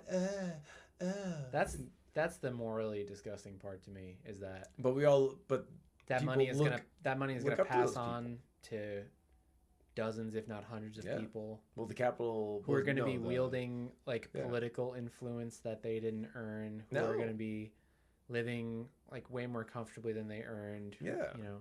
Well, one of my favorite arguments I have with some of my good friends at the bar was when Trump got rid of the death tax, right? And so I was like, they're like, oh, finally, now, when I die, the money that I saved up won't be taxed by the government. I'm like, okay. Hey Google, what's the? No, not you. Phone. Jesus. She was ready. Yeah, she was totally. Good job. Like where does the death tax start to take place? Not you fuckers. And so I'm like, federal death tax starts at $5 million. I'm like, so you guys are millionaires, huh? And they're like, that's wrong. Oh, okay. So the IRS.gov is wrong. You're stupid. Okay. Well, what about Washington State? Okay, Washington State. Oh, 3 million. Close. So you You're guys, a lot closer. So you guys are millionaires sitting here at the bar with me. You're drinking Rainier, and you're drinking Bud Light. Okay. So that's what millionaires do? Oh, okay. Okay. My dad's still working. Government ain't getting my money. Yeah, because you don't have enough to give any. Sorry. Yeah. You're actually, according to the death tax, you're actually poor. Your kids are going to be in debt, not getting money from you. You're going to be paying off your Trump saved us. Your bills. No, he didn't. He saved himself. But he tricked you into thinking he was saving you when all he had to do was do a 5-second Google search. And just be like, oh, wait, he's actually saving not even, well, I guess, 5 million super rich people? I don't know. Whatever everyone's definition of super rich is. You got 5 million just sitting around when you're dead. I guess that's super rich.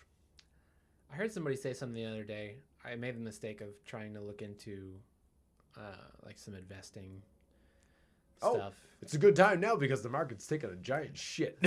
I was just buying anything. That's why I did it. But now, like, again, AdSense is just like, oh, let's send them all this bullshit. Oh yeah. And somebody was like, back in 2002, I was only making 6 figures. It's not a lot today. I was like, bitch. You have any idea how the rest of us live? Like, okay, here. All right, 6 figures is too much for you? Well, how about you give me everything that will get you down to 5 figures? And then I'll take that, I'm just and you sitting can here live on 5. And we'll continually clawing at the national average income. Yeah. And this guy's complaining about 6 figures. Oh, 6 figures. Oh, my God. Oh, my God. But yeah, like my dad's in his 60s. He's still working. And it's my biggest fear, man. I mean, like, we're not having kids. You know what I mean? Like, that's an economic decision. Oh, that's fucked up. Yeah. And there are a lot of people my age who are making that same decision. Right. Because it's like, half my income goes to my student loans. Right. You know, another third of it goes to rent. I'm gonna take care of a kid. How? When? Yeah, kids are fucking expensive. Exactly. Those motherfuckers cost shit. That's gonna be a problem for the whole country. Yeah. Right. When that bill comes due, half of us just don't have kids, and the workforce, you know, the GDP isn't keeping up, and that part will dry up. Can't wait for that fucking nightmare. Well, I guess in a way, isn't that the rights argument? Oh, it'll be a bunch of brown people. Like, well, yeah, because white people can't afford to have kids anymore. Like, well, it is kind of coming true. You know what you should do? Pay white people to do these jobs. You should pay anybody. Pay everybody. Everybody's working. We're all working hard. Give people a fucking paycheck. My thing now is that I'm trying to get out of depending on a paycheck. That's my new goal. I don't know if that means. I mean, I have no natural business sense. I think that means living on the street. Welcome to homelessness. I was hoping more about like investing wisely or starting a business. Yeah. No, actually, this is probably a good time to actually start investing because like Netflix is down to like 240 something a stock. Apple's down to like 150 something. So a lot of the tech stocks took a big hit. They've been tumbling. Netflix was up over 400. So for it to be down in like the 240s. I feel like Netflix peaked though. It's not going anywhere. I feel like it's a behemoth. Yeah. I feel like it's not going anywhere. Its platform is really good. I think it's pretty intuitive. My feeling I don't think it's super expensive. My feeling now is just that like Google is just poised to assassinate so many different. Oh, what's Google trading at currently? Well, let's find. I'd be curious to know because I feel like they're just poised to assassinate so many different, not even like so many different completely unrelated services. Google is just ready to just get into like Expedia. Like they're going to be losing their entire business. That whole market is going to Google. Like the first search results that first of all, Expedia is dependent on Google to get those search results to the consumer. Oh my God, Google's still trading at $991 a share. Jesus. And that's down 3%. Because stocks don't split anymore either, which is brutal. That's where you want your money. They're going to take over the fucking world.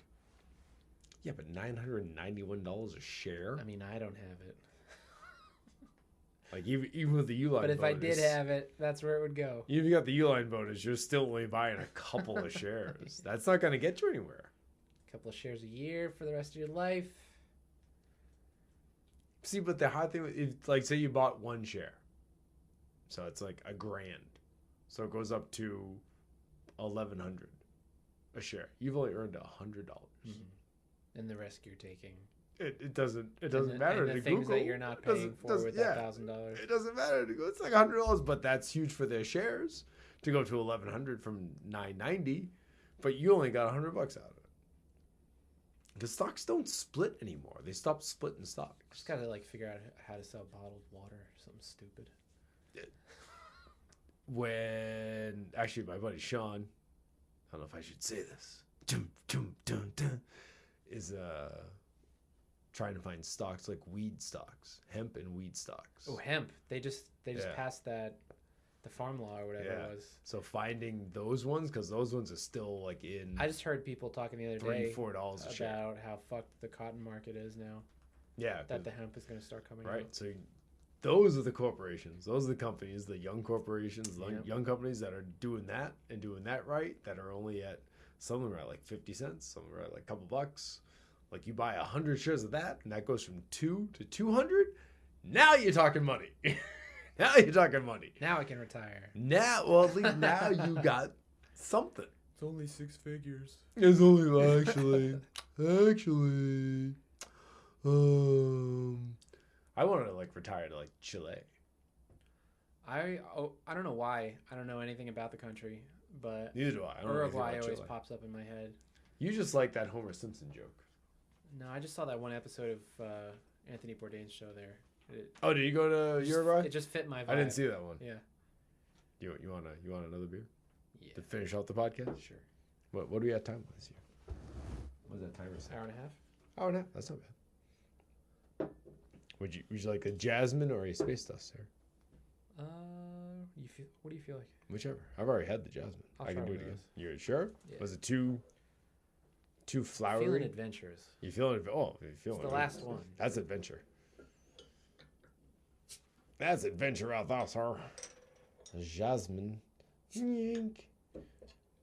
But Been on a big cocktail kick. Haven't been drinking a lot of beer.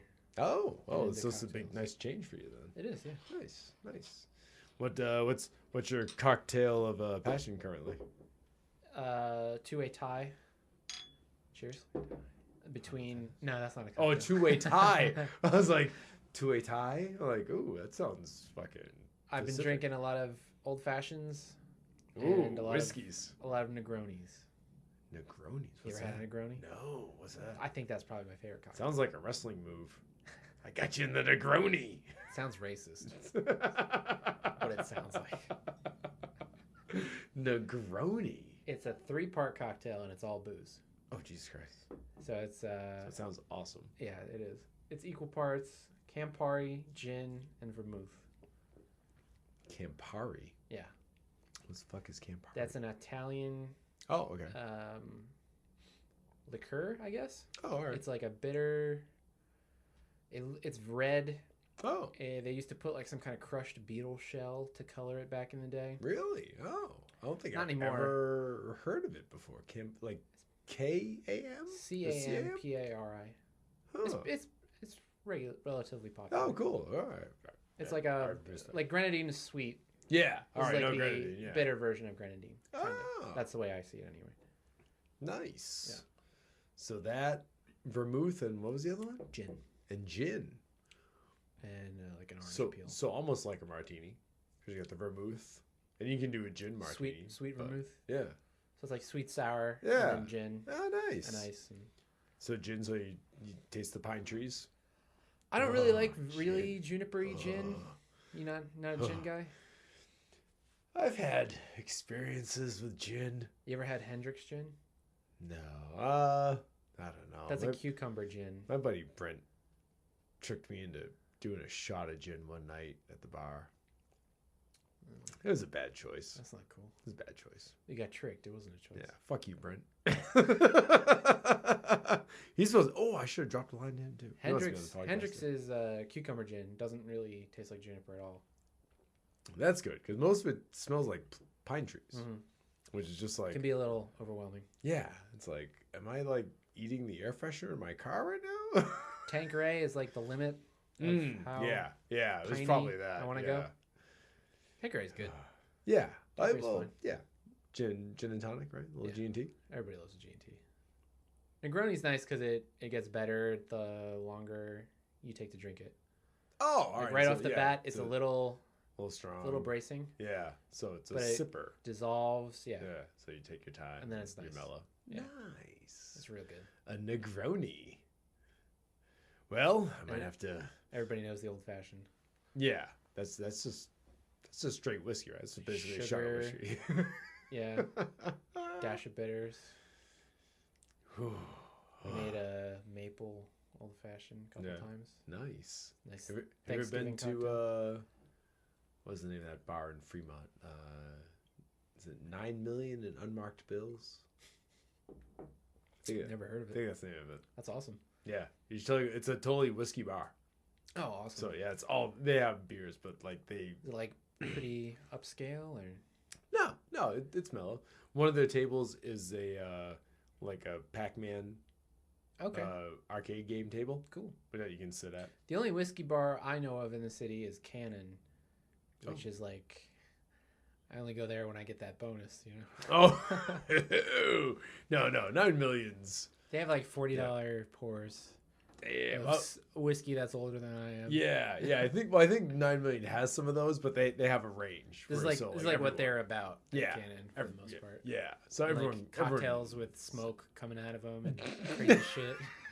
Like, we're gonna need a signature. We're gonna need a cosigner before you pour this drink for this loan. We're gonna take. There was a restaurant where I used to live that had a waiver for their hottest hot wing. Oh, which was black. It's called the Ludicrous Wing. We've gone to ludicrous speeds, This place is called the Chicken or the Egg, and it's kind of like a stoner's IHOP. It's like they serve breakfast stuff all day. This is sounding better and better. But also chicken, like really good chicken wings. All the time. All the time. Whenever you want. But then they would only open for like half the year, like during the summer and warmer months. But it just had such a on Long Beach Island. It had such a cult following. Yeah. That it was like, oh my god, the Chicken or the Egg opened up. Let's all go. Yeah. And then it was like a 3-hour wait for chicken wings. Wow. And if you're just sitting there, if you ever really think about what you're doing, you're like, this is dumb. I'm sitting here for 3 hours for some fucking chicken wings. I can just come back here tomorrow. There's gonna be no one here. What am I thinking? It was like situated right in between all the bars on the island, so so that good like you would go out to the Marlin or whatever, and get smashed, and then go eat some chicken. Yeah, I did Uber there for a while when an Uber was like first exploding, right? When it was actually lucrative. And Long Beach Island is just like a strip. Yeah. There's one road up and one road down. So it couldn't be easier as an Uber driver. Just moving people. There's no such thing as east and west, really. Right. You know? Just go up the road or down the road. Yeah. Where do you want to go, drunkie? Made a lot of good money that way. That's pretty cool, man. Those are the days. Yeah. It was $20 an hour when it came out. Yeah. Well, people get addicted, or they don't get addicted. But you can start a wave of people getting into something.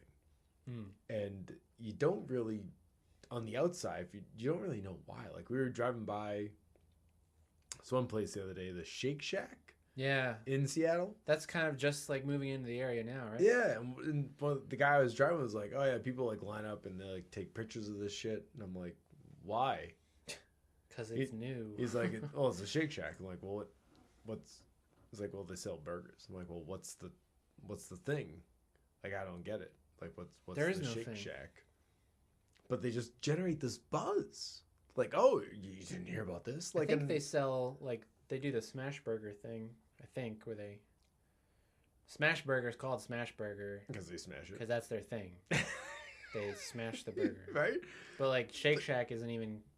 They do that, too, but they're not called a Smash Burger. So there really is no thing. But you can it's generate this buzz. It's novelty. And it's like, what? I got coupons in the mail like, Shake Shack is in your area now. Come on down to blah, blah, blah. Here's a coupon. I guess everybody gets one of those. And now you have lines going out the door. Makes a buzz. Yeah. There are people who know how to make a buzz about something. So, to be fair, it's a hamburger. It's not hard to make a buzz. Like, everybody wants a fucking hamburger. Right. But if you're new to the area, you get people... Like, people aren't outside of McDonald's taking pictures of McDonald's. That's old news. Right. But you have, like, a Dick's. Like, there's now a Dick's in Kent. Dude, that... 2 thumbs down, I have to say. Oh, yeah. But you're getting a burger from Dick's. And I respect That's a thing. I respect that. It's the buzz more than the burger. They pay their people pretty well. Oh, they do? No, I'm going to get For flipping burgers... Like, they pay them very well. Shit, I'm going to go get a job at Dixon. There's health insurance. What? Yeah. Health insurance? Who needs that? Just don't get sick. That's what I do. Or just ignore it until it goes away. The job I have now has health insurance. But when I got there, they didn't. And it was the first job I ever had where I didn't have health insurance. Did you make them get I got hurt twice. Oh, it's only because you didn't have health insurance. Exactly. If you had health insurance, you never would have felt it. Exactly. It was all mental. It's ridiculous. It's all up in your head. It's a curse. Sure. I heard a U-line too. I didn't realize it though. Emotionally? We already talked about that. I was psychologically broken. No, I think I got frostbite. A U-line? Yeah. We were just talking about how comfortable it was in there. No, you didn't have to wear any long I sleeves. was wearing steel toe boots. Oh. And I don't, this is a very confusing situation to me. Yeah. Because both my toes got bruised really badly. I Oh. just took my boots off one day and I was like, oh, fuck. But I don't remember kicking anything or dropping anything on them or anything steel toes. Oh, yeah, you're not going to you know? notice it anyway. Yeah. But they were just bruised horribly. And then, Damn. like, the nail died. Oh, no. I had to go to the doctor and all this. And I never really knew what caused it. Damn. I thought it was frostbite because the steel gets very cold sometimes. Yeah. Well, yeah. And you're there yeah. for, hours. every shift is 10 hours. Yeah. Practically. Yeah. Wow, that's weird. It was weird. That is strange, man. I couldn't do jiu-jitsu. I couldn't. Yeah. I had a hard time walking for a little while. Oh, yeah. Sucked. Yeah. I'm pretty sure I broke my second toe on my foot. One day back in the old job. No, not Uline. Back on the East Coast. Because I didn't tie my shoes. I just I didn't lace up my sneakers. Okay. Yeah, I just slipped them on. I went to work. I was running around. It was like an old pair of Vans. So like they were like just kind of hanging on. You put little knots at the end, so they don't come all the way out. But they're fine. Slip them on, slip them off. It's cool.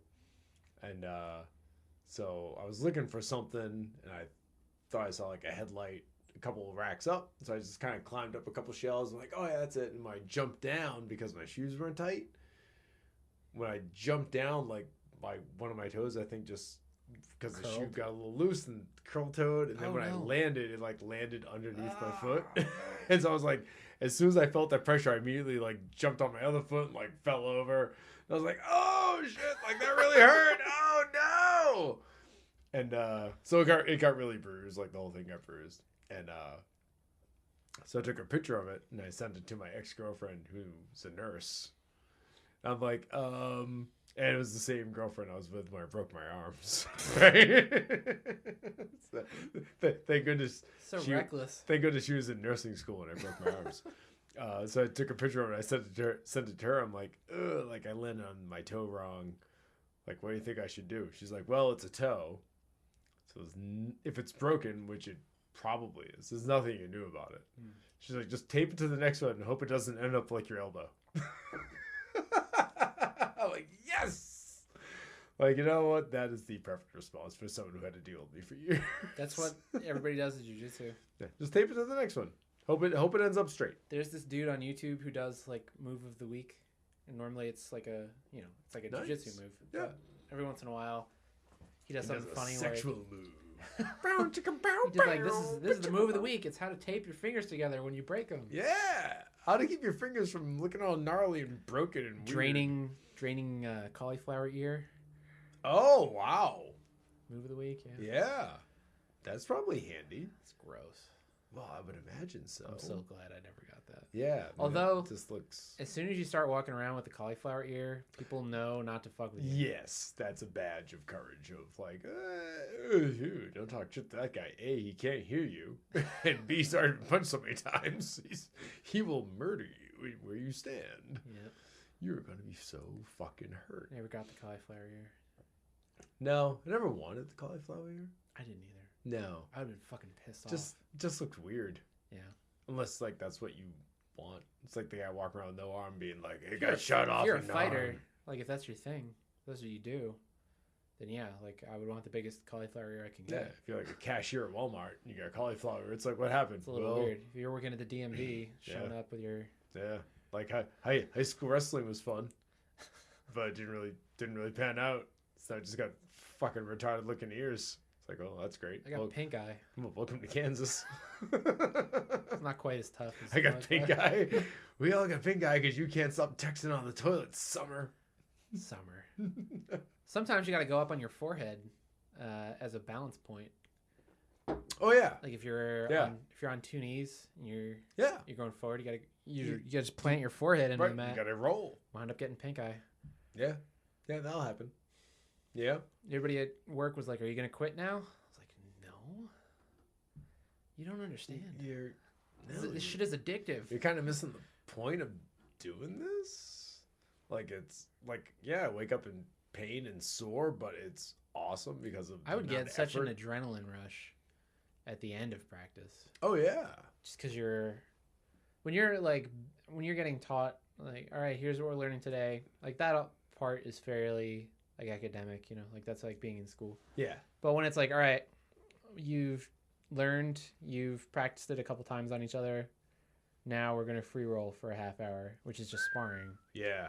When you're done with that and you're walking out into the parking lot, you're just jacked. Yeah, you're walking on sunshine. I remember walking on air. When I started, I would call people when I got out, and I'm not a guy who calls people like just for no reason. What's up, bitches? I don't do that. I'm pumped, motherfuckers. But I would. I'd be like, I feel great right now. Yeah, no, man. The gym that me and the wife go to, I feel the same way. There's a lot of it's not a rolling gym.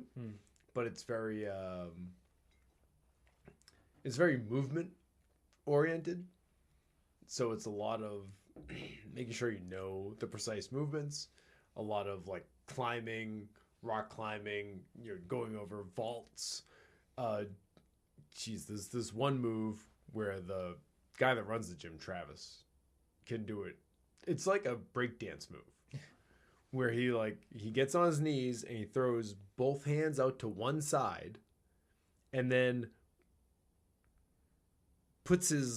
so if you throw both hands to the left, he puts his left elbow on his left hip and then balances pulls his legs off of the ground. I know what you're talking about. Yeah, and balances himself. He's like, you can use your forehead because like you're saying, sometimes you gotta use your forehead as a motion point.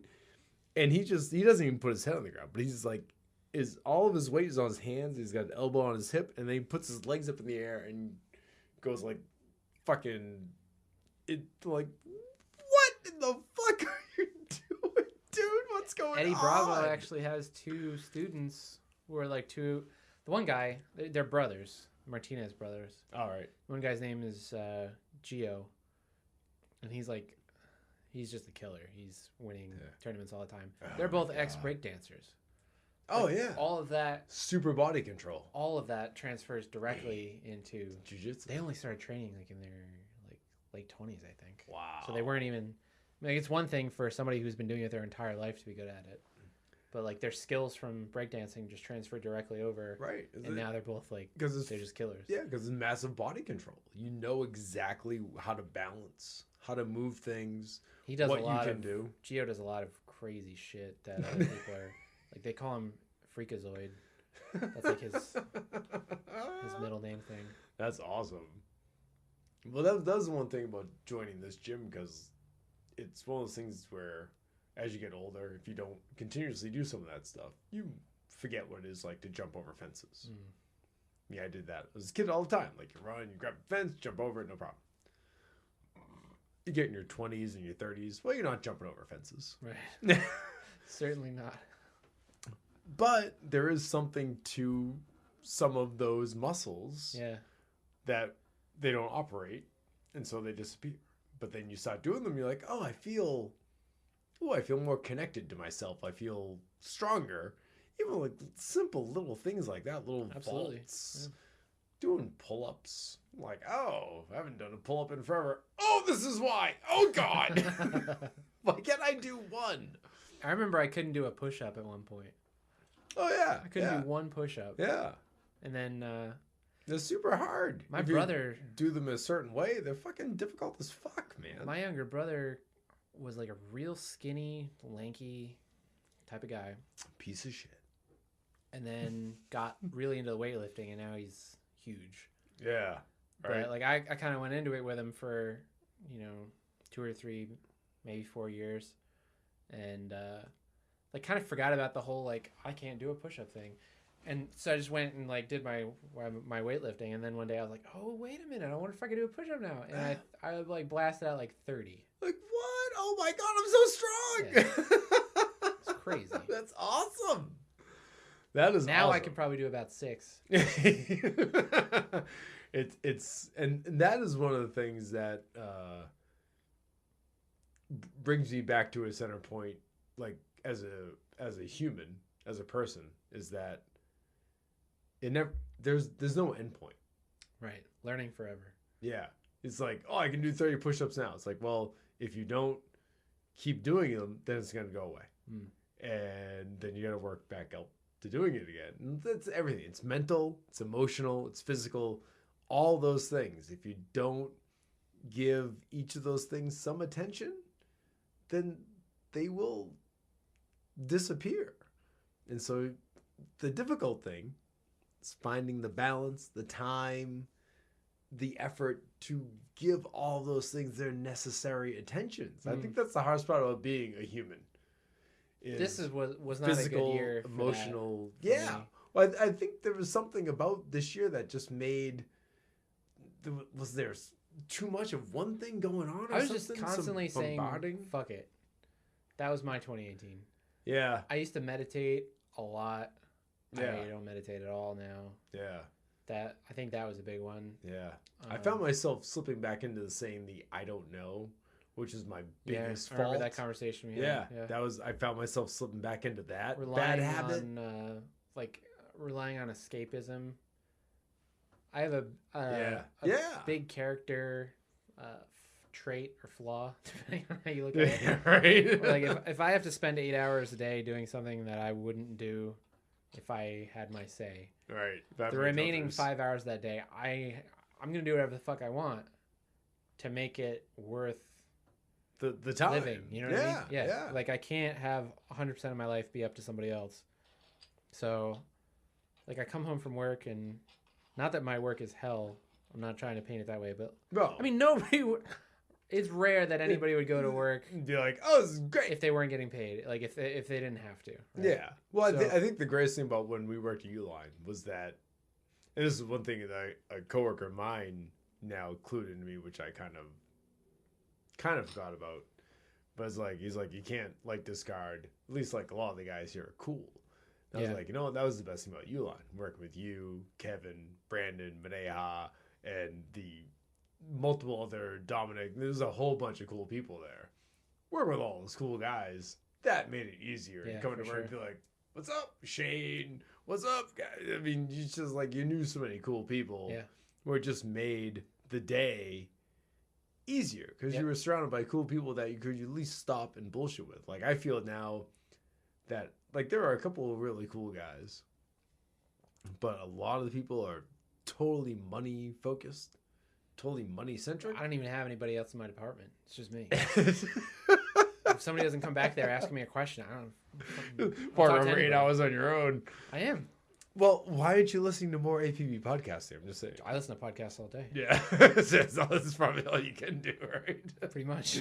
So what you're saying is, Bill, you need to churn out a podcast a day. Crank them out, dude. So Christian has something to listen to. I gotta learn. I'm lonely. I'll call in every day. What's up? What's up, man? I was supposed to be drinking coffee right now, but fuck, coffee's stupid. Coffee's cool. Coffee. You live in Seattle and you're moving coffee. You're probably doing something right. We'll see. Kind of right. Young company. The potential's there. The potential's also not there. Yeah. Too soon to say. Right. But no, I feel the same way. I'm glad to be employed. I'm glad to be paying the bills. Yeah. I'm trying to. Could be a lot worse. Yeah, I'm trying to say, dude, man, I drive down into like Soto, and there's just sidewalks lined with tents. Yeah. And drive like down the highway. That fucked me up. There's underpasses, people just living on an underpass. I'm like, well, I don't particularly love this job right now, but could be a whole lot fucking worse, man. That's a motivating factor for sure. Although, like, I definitely have a family that would not allow that to happen. Oh yeah, well, like I wouldn't. That's like not even realistic. No, like I wouldn't want that to happen. Like I wouldn't want I would like whatever it takes. Yeah. To keep like I bought a house. Like this is my house. Like this is not getting away from me. You gonna be the mule? Clint Eastwood. Like I kind of like I used to not understand that when I was like a single guy living on my own, like in an apartment. You'd be like, I'm gonna die for my family. I'm like, that sounds kind of extreme. And like I get it more now. Like I'll do whatever. Like, I want to be happy. I want to have a fulfilled, interesting, fun life, and I want to enjoy that with my family. But like, worst comes to worst, like, hey, I'll work at McDonald's 25 hours a day if that means we can keep what we got and everyone's fine. I understand that. Like, I hear you. Like, say I don't want to be there. I hear you say it, and I get it. Yeah. But it's only on an intellectual level, because I don't have kids. Yeah. So for me, it's. I understand what you're saying, and I appreciate it, but I just don't. It's different, I guess, once you're there as a father or whatever. I wouldn't be happy doing it. Of course not. But worst comes to worst, like, well... That's a responsibility that you willingly put on yourself. Though. Yeah, it's like, well, I guess, let's see, $5 an hour times into OT. But even then, like, I could make OT now at the job that I work at, because it's union. And a lot of the guys there, sorry for everyone listening, I'm not going to say the name of the company I work for right now, but a lot of the guys there will just, like, one guy came in, I was there at 4 a.m. the other day, and there was a guy there that was there before me. And he's an hourly guy. Some of the guys are commissioned. Some of the guys are hourly. This guy was an hourly guy, and I was there at 4 a.m. This guy was there way before me, and he walked around for a good 2-3 hours just kind of talking to people. Oh boy. But he's like, I need to make a paycheck. I need to make $900,000 a week. I need to take home $900,000 to $1,000 a week. That's what I want to take home. So there's no supervisors there. There's no management there. So he can just come in and punch in. And it's a union gig. Shit. So he's like, well, I don't know who I'm supposed to be riding with today. So I got here early and punched in. And then waited for someone to tell him. Oh, boy. And he's an older guy. Yeah. So he's like, well, fuck it. Go outside and smoke 12 cigarettes. I'm fucking up. And that's what I should be doing. And then get in a truck or get a run somewhere. And then drive somewhere and be like, well, I'll do the job. And then I'll wait till my 12 or 13 hours is up. And then I'll go back and punch out. And it's like I get it. My brain does not work that way. My brain is get in, work hard, get the job done, go home. Yeah.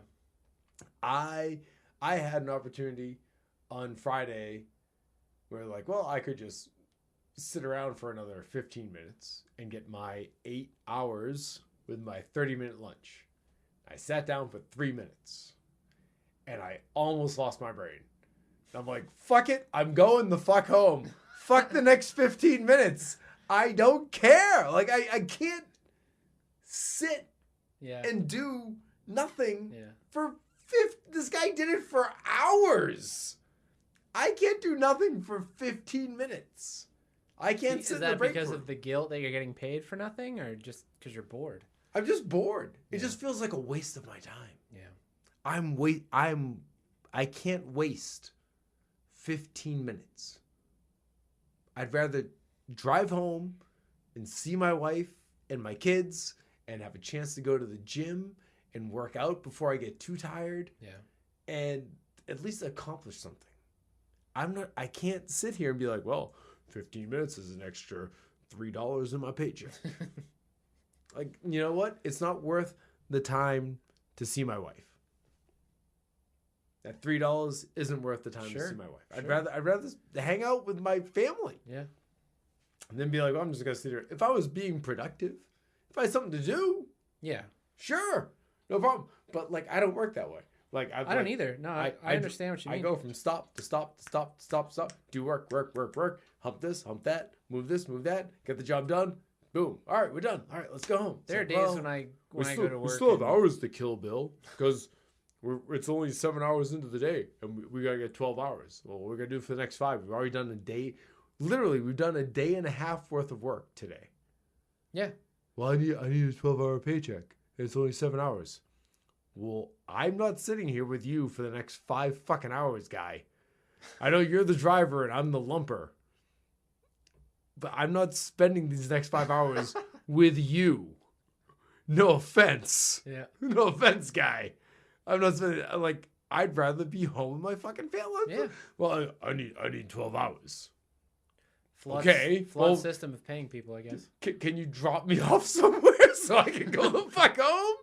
I'll punch out. I won't say fucking boo to nobody. I'll just get back in the warehouse, punch out, and go the fuck home. There are days when I know, like when I get or even when I wake up, where I'm just not going to be at my max. You know, it just happens sometimes. Oh yeah. But there are other days where I'm like hyper efficient, where I'm doing like way more than needed to get done. So good, yeah. Just flying. You feeling it? Everything's fucking moving. It's so weird with the way the corporate attitude is, where on those days where you're just destroying everything that's in front of you, and just it's like, a good feeling. It's Wednesday and the week is done. Oh yeah. Nobody sees that. Nobody ever sees that shit. But then the one day when you're like, I'm not feeling so great. I was up a little too late last night. Right. Just not feeling it. That's always visible. Yeah. Yeah. No, you don't get pats on the back for being great, but you get kick in the ass for when it's just a little bit off. I yelled at one of my supervisors back in the day. Actually, it wasn't even the supervisor that yelled at us. It was his boss. Came out because he saw we were all dragging. Like, we were dragging probably because this combination of my coworker being high and me being drunk. We were both like single guys at the time. We were walking around the automotive warehouse and we were just, but we had stuff like really under control. Yeah. And we were just having a bad day. Yeah. Having a bad day. And so our immediate supervisor came out and yelled at us. Well, that didn't make it any better, right? So now, shocker. Yeah, right. So now, like, luckily, my coworker Carlos, I'm not. You work with good people, but you can look back and be like, I wonder if that guy's still alive. I wonder if Carlos is still alive. That dude was high all the time. One of the best guys I've ever worked with, though. Yeah. Motherfucker never stopped moving. Gave him a plan. It's great. The dude moved. So he was probably, I don't know, he probably wasn't high, so he was slow, and I was probably hungover, so I was slow. And we got yelled at, and I started storming around and yelling, because that's what I did in my 20s and my 30s. So I yelled at shit. And so then the guy that ran the whole warehouse came down. He was like, hey, guys, like, because I'm loud, in case you listen to this podcast, haven't noticed, Bill's voice goes in lots of directions. A lot of times without my knowing. And so he comes out, I was like, hey, what's going on? What's happening? Because apparently everyone could hear me. So I'm like, what? He was like, everything okay? I'm like, no, fucking bull, fucking shit, motherfucker, go over here fucking yelling at us. And I start going off. And luckily, my boss at the time, Mike, just stood there and let me rant. But I ended it in a perfect way. I was like, everything here right now is a lot better than it was a year ago. Mm. And so right now we're having a bad day. But now is not the time for a kick in the ass. Now's the time for the pat on the back. For all the work we've been doing that we haven't really gotten any recognition for. Yeah. So you got to know, as a lead guy, when to pat and when to kick. And he came down and he kicked. That's unfucking necessary. He was like, okay, all right, good talk. That guy reacted well. But Mike reacted, who was the big boss. He's like, all right, hey man, great. All That's right. a good boss. He's like, no problem, good talk. And he walked off, and then he told the other guy to come back and apologize to us. And he was like, hey man, sorry, I'm a little stressed too. Didn't mean any, no harm, no foul. You guys have been doing good. I got some stuff going on too. I'm like, I get it. Thank you. Cool. Shook hands. Done. Like, that's all he needs in life. Just a little, nice little arbitrator. It sucks because whenever somebody comes down on you like that, like, you always know somebody's coming down on them. You know what I mean? It rolls downhill. Exactly. And we're at the bottom of the hill. It's like in our lives. somebody's on you. You know, you're reacting negatively against them, but it's not necessarily coming from crapping them. on them. Yeah. When I ran my crew, I tried not to put the crap on those guys. It's weird now because I'm You're alone. not only am I alone, I'm part of a 4-man department. Wow. So there's like the leader of the supply chain department who's here, and then 3 dudes, quote unquote, under him. Right. And we just handle all of it. Wow. So like I handle the warehouse end, another dude handles the shipping and receiving, and another dude handles the planning. And then that's it. Wow. Yeah. And, like the only person above the guy who runs our department is the guy who owns the fucking company. Wow. So like when somebody's That's a pretty tight circle. for real. Yeah. So when somebody's like that idea of like shit rolling downhill, like Doesn't have very far to go. you're all in the next room. It's pretty parallel. You know, it's not like some giant corporate thing where I don't know Right. what part of the country this is coming from, Right. or Some douche in I know Wisconsin. exactly. I know exactly what's going on. Yeah, We all know each other. It's Dave over there. Piece Yeah. of shit. Fuck that guy. It's weird. It's Way different. Yeah. I worked in small companies like that though. I never have. Oh yeah. I've worked in smaller companies, but Yeah. even Well, I don't in think the I've worked- smallest. Yeah, I've never worked anything. That's It's our only right location. next door. The whole company is in Yeah. the building. I do all the warehouse for the entire company. Like that, I've never worked anywhere that small. That's pretty small. I've worked. The next smallest place had like 18 locations. So 1 and 18, 18. huge difference. I worked in a place that had 2. That's probably practically the same. Yeah. the same thing. We were in the satellite location though. It was cool. We were over. We weren't in the main location. The bad guys. We You were know, over in Braintree. the bad kids. Kinda. Yeah. Kinda. We Satellite kinda locations. Are yeah, right we kind of had that reputation because we were like the other stuff. Yeah. Yeah, we weren't the main stuff. We were the other stuff. But man, we fucking once we got like the crew together, we fucking killed it, man. We had a lot of fun doing that shit. And that's the stuff that I look for and relish. Yeah. When a team works together and stuff flows right. We had the same thing in the automotive place I worked at in Seekonk, Mass. Like things were shitty, and then we took a little bit, but when we got together, man, when that thing was humming, oh, that was nice. We were out on time. Yeah. Everyone was super productive. Like, but we were productive, but we weren't fucking killing ourselves. Mm. We were efficient. That was awesome. You only really get that with experience. Experience and someone with a good plan. Mm. Because like we had a couple of different like warehouse managers. Mm. And it took this one guy, Mike D, to kind of come in and be like, hey, we should probably do. But he didn't. A, he had a good plan, and B, he enforced it correctly too. Mm. Like he wasn't this huge personality that came in and like took over and said, "Oh, we're gonna do it my way." He just was very quiet, very humble type of guy, and he was like, "All right, well, I think these guys should do the receiving, and then we're gonna divide the warehouse up where everyone has a section.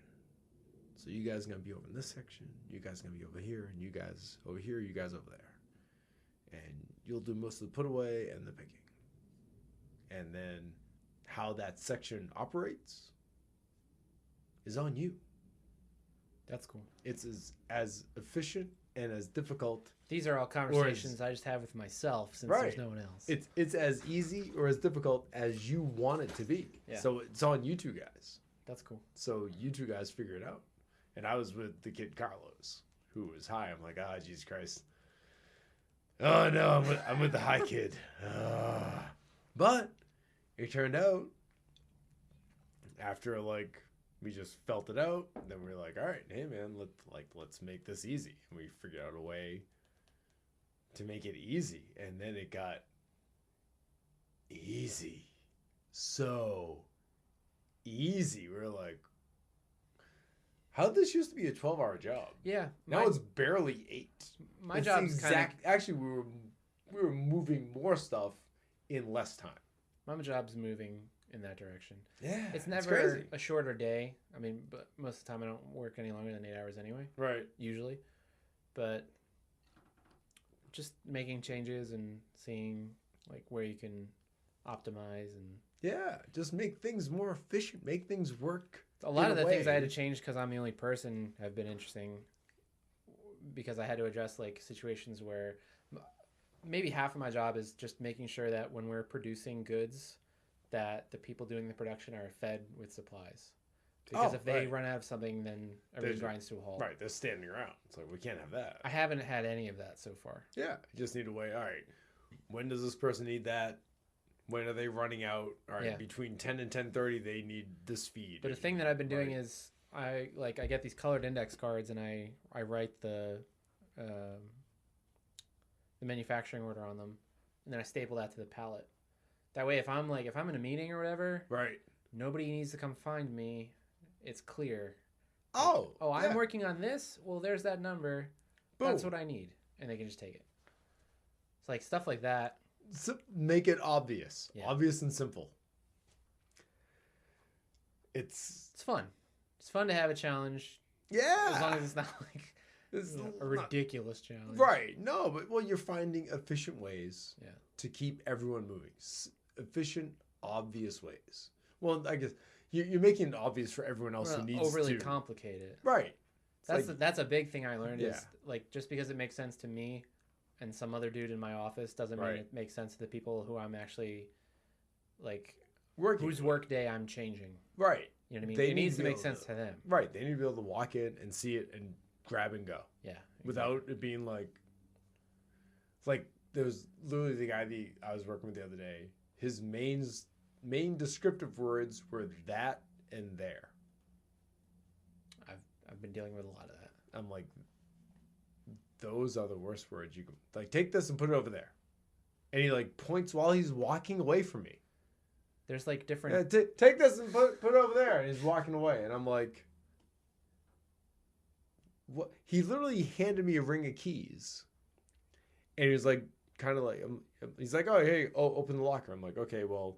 There's like 25 keys on him. He's like, which one? And he like just kind of randomly like puts his hand into my palm. He's like, oh, a little silver one. And he kind of like jumbles them around. He doesn't show me the key. He's like, oh, a little silver one over there. And I'm like, and he walks away. And I'm like, what? Yeah. So I'm like, all right, who's retarded here? Me or him? Because I asked him which key, and he just kind of swished them around to my palm and said, a little silver one there. Yeah. I'm like, well, 18 of them are silver. That's the subtle way of saying, like, this is your problem. Go fuck yourself. This is your problem now. So I'm like, oh, okay. So I sit there at the locker just trying every key.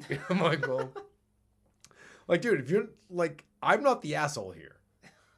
You need to like hold the key and be like, hey man, this is the key that opens the locker. Here you go. There's a lot of specific language around. What the fuck? This is why these guys spend 13 hours a day doing this job, because they have these 25 keys and they're too stupid to realize which is the one they've already used 85 times already. Because I think I'm beginning to realize most of the people I work with are brain dead. Oh boy. And they're listening to this podcast. Probably. It's fine. There's a lot of specific Curtis, I'm not talking about you. Around, you know who I'm around talking coffee, about, Curtis. like the different roasts and the different beans and everything like that. Right. That takes a little bit getting used to, understanding. So like if you have like 8 piles of coffee at a glance, it's all coffee. It's just a whole lot of beans. So when somebody's like, "Hey, I need the coffee for today," it's like, dude. If someone says, "Hey, take that and put it over there," and they just point at like this, 8 mounds of coffee, this is my equivalent in that scenario. Yeah, it's like, well, which one? I need those boxes. I'm like, dude, we order 8 kinds of fucking boxes from Uline. Which ones? I don't know what kind of boxes you're talking about. Those ones. Don't be stupid. So the ones. Now we have the forms boxes where it's written out. There's no need for this verbal, this idiot speech. Bullshit. I really get to the point where I'm like, is the world fucking with me? I'm like, really? Like, oh, take that one, put it over there. And I'm like, good one. Like the guy walked away, and I was like, what is he talking about? So I like stood there in like kind of amazement of like, I kind of feel bad asking another question right now. I was like, well, that's the kind of situation that punishes people who are too nice. Yeah. People who are too nice will just be like, oh well, I guess I just have to deal with this now. Yeah, I guess You have to have like a certain level of, like, you have to be willing to be at least a little bit of a dick sometimes. Yeah, Just to communicate. right. Because the wrong person who's not going to give you all the information, if you don't have the spine to say, like, listen, fucker, you didn't explain that at all. Yeah, it's like Tell me everything I need to know. Yeah, like, that and there are not descriptive that enough whole words. thing just gets dumped on your plate. Yeah, well, like I was helping this guy load his truck, and he was like, "I'm gonna go over here. You take that stuff and put it up there in the front of the truck." And I'm like, and he like walked away, and I'm like, "All right, Use your adult words, sir.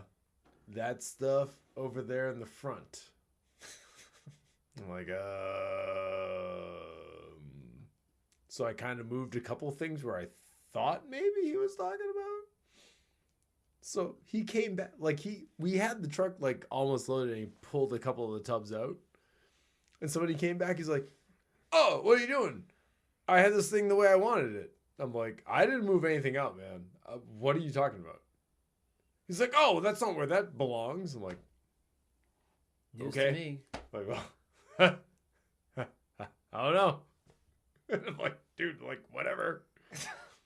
And then he gets all pissed off. Yeah. And he starts, like, ranting at me like it's my fault. And I'm like, so then at this point, I've driven with so many guys who are, like, dicks. And I think they're dicks because they're stupid people. That I got in the truck with him, like, after we got everything loaded, and I sat down, and he started bitching and complaining. I'm like, yeah, this sucks. And I, like, instead of being the nice guy, I've given up when they start complaining. When they start complaining at me, I start complaining back at them about how terrible this job is. And I've done it to a couple of guys now, where like I break their brains, where they want to like turn them around and Yeah. they're on your side. They want to complain at me about how terrible the job is. Like, oh yeah, I'm quitting tomorrow. I'm just gonna buy a Prius and just Uber instead. And then they start like be like, oh no, I need you. yeah, because the lower guys, the guys beneath me can't quit. Because if they do, then I'm stuck on this shitty run, and then I can't get ahead. Because if all the lower guys leave, then you're stuck here, and you can't jump up unless I stay. And so then I put them on the defensive by saying about how, oh yeah, I'm quitting tomorrow. They're like, what are you gonna do? I'm like, I don't care. I'll live on the street. Fuck it. And they're like, are you serious? I'm like, goddamn, fuck yeah. Well, the job is stupid. And they're like, oh well, Mike's run is really good. Mike like makes like $2,000 a week. Like, oh really? Oh really? And then like a faint interest, like, oh yeah, you're totally full of shit, but whatever. Like, what? Yeah, sure. Oh really? Oh, he does? Oh well, maybe I'll stay here long enough until I can get Mike's run then. And then like, oh yeah, actually, it's a pretty good job. I'm like, oh yeah, see, I'll turn you fucker around. Piece of fucking fucking fools. Think you got a fool with me? Are you serious? Been around the block. Like, this is not my first rodeo, you dummies. And so yeah, I totally, like, this last guy I worked with on Thursday, I totally took a giant shit on him. We got all quiet. And then we turned around and we got super positive and we were happy, and we did a day and a half in 7 hours. Awesome. He's like, oh, well, that's weird. Usually one day takes me like 12. I'm like, oh yeah, strange. Weird. Wow, weird. That's strange when you actually like, work. We were expecting a really big tour, some possible clients to come through that would have made a lot of business for us. Oh no! And what? they Expecting. found somebody else that was it was just a much better fit for them. Like we just don't have the equipment, right? Oh, to pump out the volume. Yeah, type the of idea? volume is insane. Yeah, It's yeah. a huge international company. Wow. But Monday through Wednesday, I was just prepping for that. Like, yeah. Like, this is an opportunity. We need to be ready. Right. I got all this fucking shit done. Right. And they're like, It's super impressive. They're like, maybe not. So then Thursday rolls around, and I find out about that. And it was like, fuck. Like, I did so much. Damn. And then Thursday and Friday, I just looked like an ass. Because I didn't, like, there wasn't a lot left that I could do. Because I was so aggressive about it. Right. Balls to the walls, getting everything super neat and tidy and I'm ready. like, it's like Thursday. I'm like, fuck. I gotta figure out. Like, I gotta sweep the floors again. I don't know. It's like, guys, just so you know, I can't do Monday. What I did Monday and Wednesday is not all the time. That was like, I was really trying to impress. Except there's nobody there. Yeah, so I impressed nobody. Impress myself. Just go home and tell my girlfriend about all my hard work. She doesn't care. Clap. Good job, honey. You get paid anymore? No? No. Okay. Congratulations. Rent's still the same. Yeah. Rent went up $70 this year. Pretty lucky. That's not bad. No. What's your 2019 outlook, goal, feeling, ideas? Got a lot of shit to figure out, man. Yeah. Ditto. I really do. Ditto. What do you think the first step is for 2019? I know, at least mentally, like I'm trying to get myself into a way better mental spot. Even the idea of like I gotta go back into stop saying I don't know. Like I recognize that. I'm like, all right, gotta get back into meditating. Yeah, that's a good one. I learned a lot in 2018. I read so many books. Nice. This is probably the most books I ever read in my life this year. No shit. I think I read like 10 books. Wow. Almost a book a month. Nice. That's all. I mean, I could do way more, but for me, that's a lot. Well, dude, I haven't read an entire book. It's been a long time. I read really fast, but nice. Sometimes you're like 3/4 of the way through a book, and then you got a bunch of shit you got to address, and then a week goes by, and you don't remember. You lose the plot and the feel and the vibe for it. Or if it's nonfiction, like you're... I get the gist. It didn't, it didn't really develop, like I did that with Sam Harris's book. He's like, The Moral Landscape. Oh, it's like, because 3/4 of it is like developing the premise, and the last quarter of it was like, okay, here's how we can implement this. But for like 2 years, I was never able to grind through the last quarter. I was just like, oh, that's funny. Fuck, like I already know this. But yeah, I think I read like 10 books. Nice. Mostly awesome. fiction though. So. Hey, no, but that's good. I read good for your brain. Every book except 2 in the Dune series. Oh, that's not helping you at all. I don't know, man. No, I'm sure. I just like taking a crap on Dune. The original. I never read it. No? No. Well, I probably should have. I own all of them, so if you Nice. borrow them. Nice. I think I got turned off You got to read the first from one. Dune just because of the movie was Okay, the Sting movie- and David Lynch. Can I just tell you that the movie... Is awesome. What is the analogy I want here? The movie Greatness, to the book is... the coolest thing ever. Is... It's directed by David Lynch. The movie to the book is a chicken nugget to a... like Wagyu, the greatest prime cut, the greatest filet chicken mignon. fettuccine ever in Rome. Worse than that. Not only that, but the movie covers about like 20% of what actually happens in that book. Yeah, I can imagine. That movie, I love that movie. Don't get me wrong, but I love that movie because it's terrible. Yeah, that's David Lynch. The book is the best. The first book. Yeah, The first I've Dune book. I've heard nothing but It's rave the best reviews science about it. fiction ever written. Yeah. Oh yeah. It goes downhill from there. Yeah. For sure. Oh, right. Oh yeah, because this is like 8,000 books, right? Like 13. 13, 8,000, 13, whatever. Because he died. 13 is too many. He wrote 3, and even the or 3 or 4. Yeah. And then passed away, and then his son and another guy kind of took up the Fucked it mantle. up. They didn't fuck it up. They filled in a lot of backstory. Yeah. They didn't Well, that's like there's like the new like the girl in the spider's web, which is like a girl with the dragon tattoo spin-off movie, not written by Stieg Larsson. It's like, well, I read all those books and I watched all those movies, the original ones. Yeah, the Swedish ones. Yeah. Those are all great. Yeah. It's all great. Yeah, it's like, dude, I'm gonna continue the story. It's like, asshole, no. Stieg Larsson is dead. That's a very shrewd. Leave it alone. No, I'm gonna write my own story, and then we're that's gonna a make a very movie out of it. shrewd move. Like, you're an Because asshole. the social political climate in this country is just ripe for that character. Like the female empowerment. Yeah. It's like, we can probably carve off a few bucks. Guy's gonna make some money. Is that already in and out of theaters though? I don't know. I don't have cable. I haven't had cable in like 10 years. You don't need cable to know what's in a movie theater. I do. Oh. Because all I get is PragerU. I thought that was...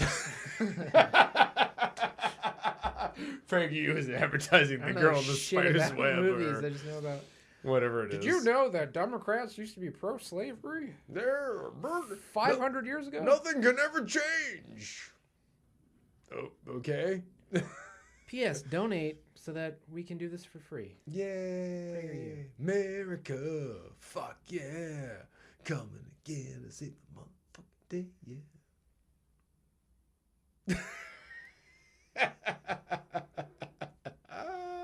Can't go anywhere but down from there. Some smart stuff. South Park, I mean.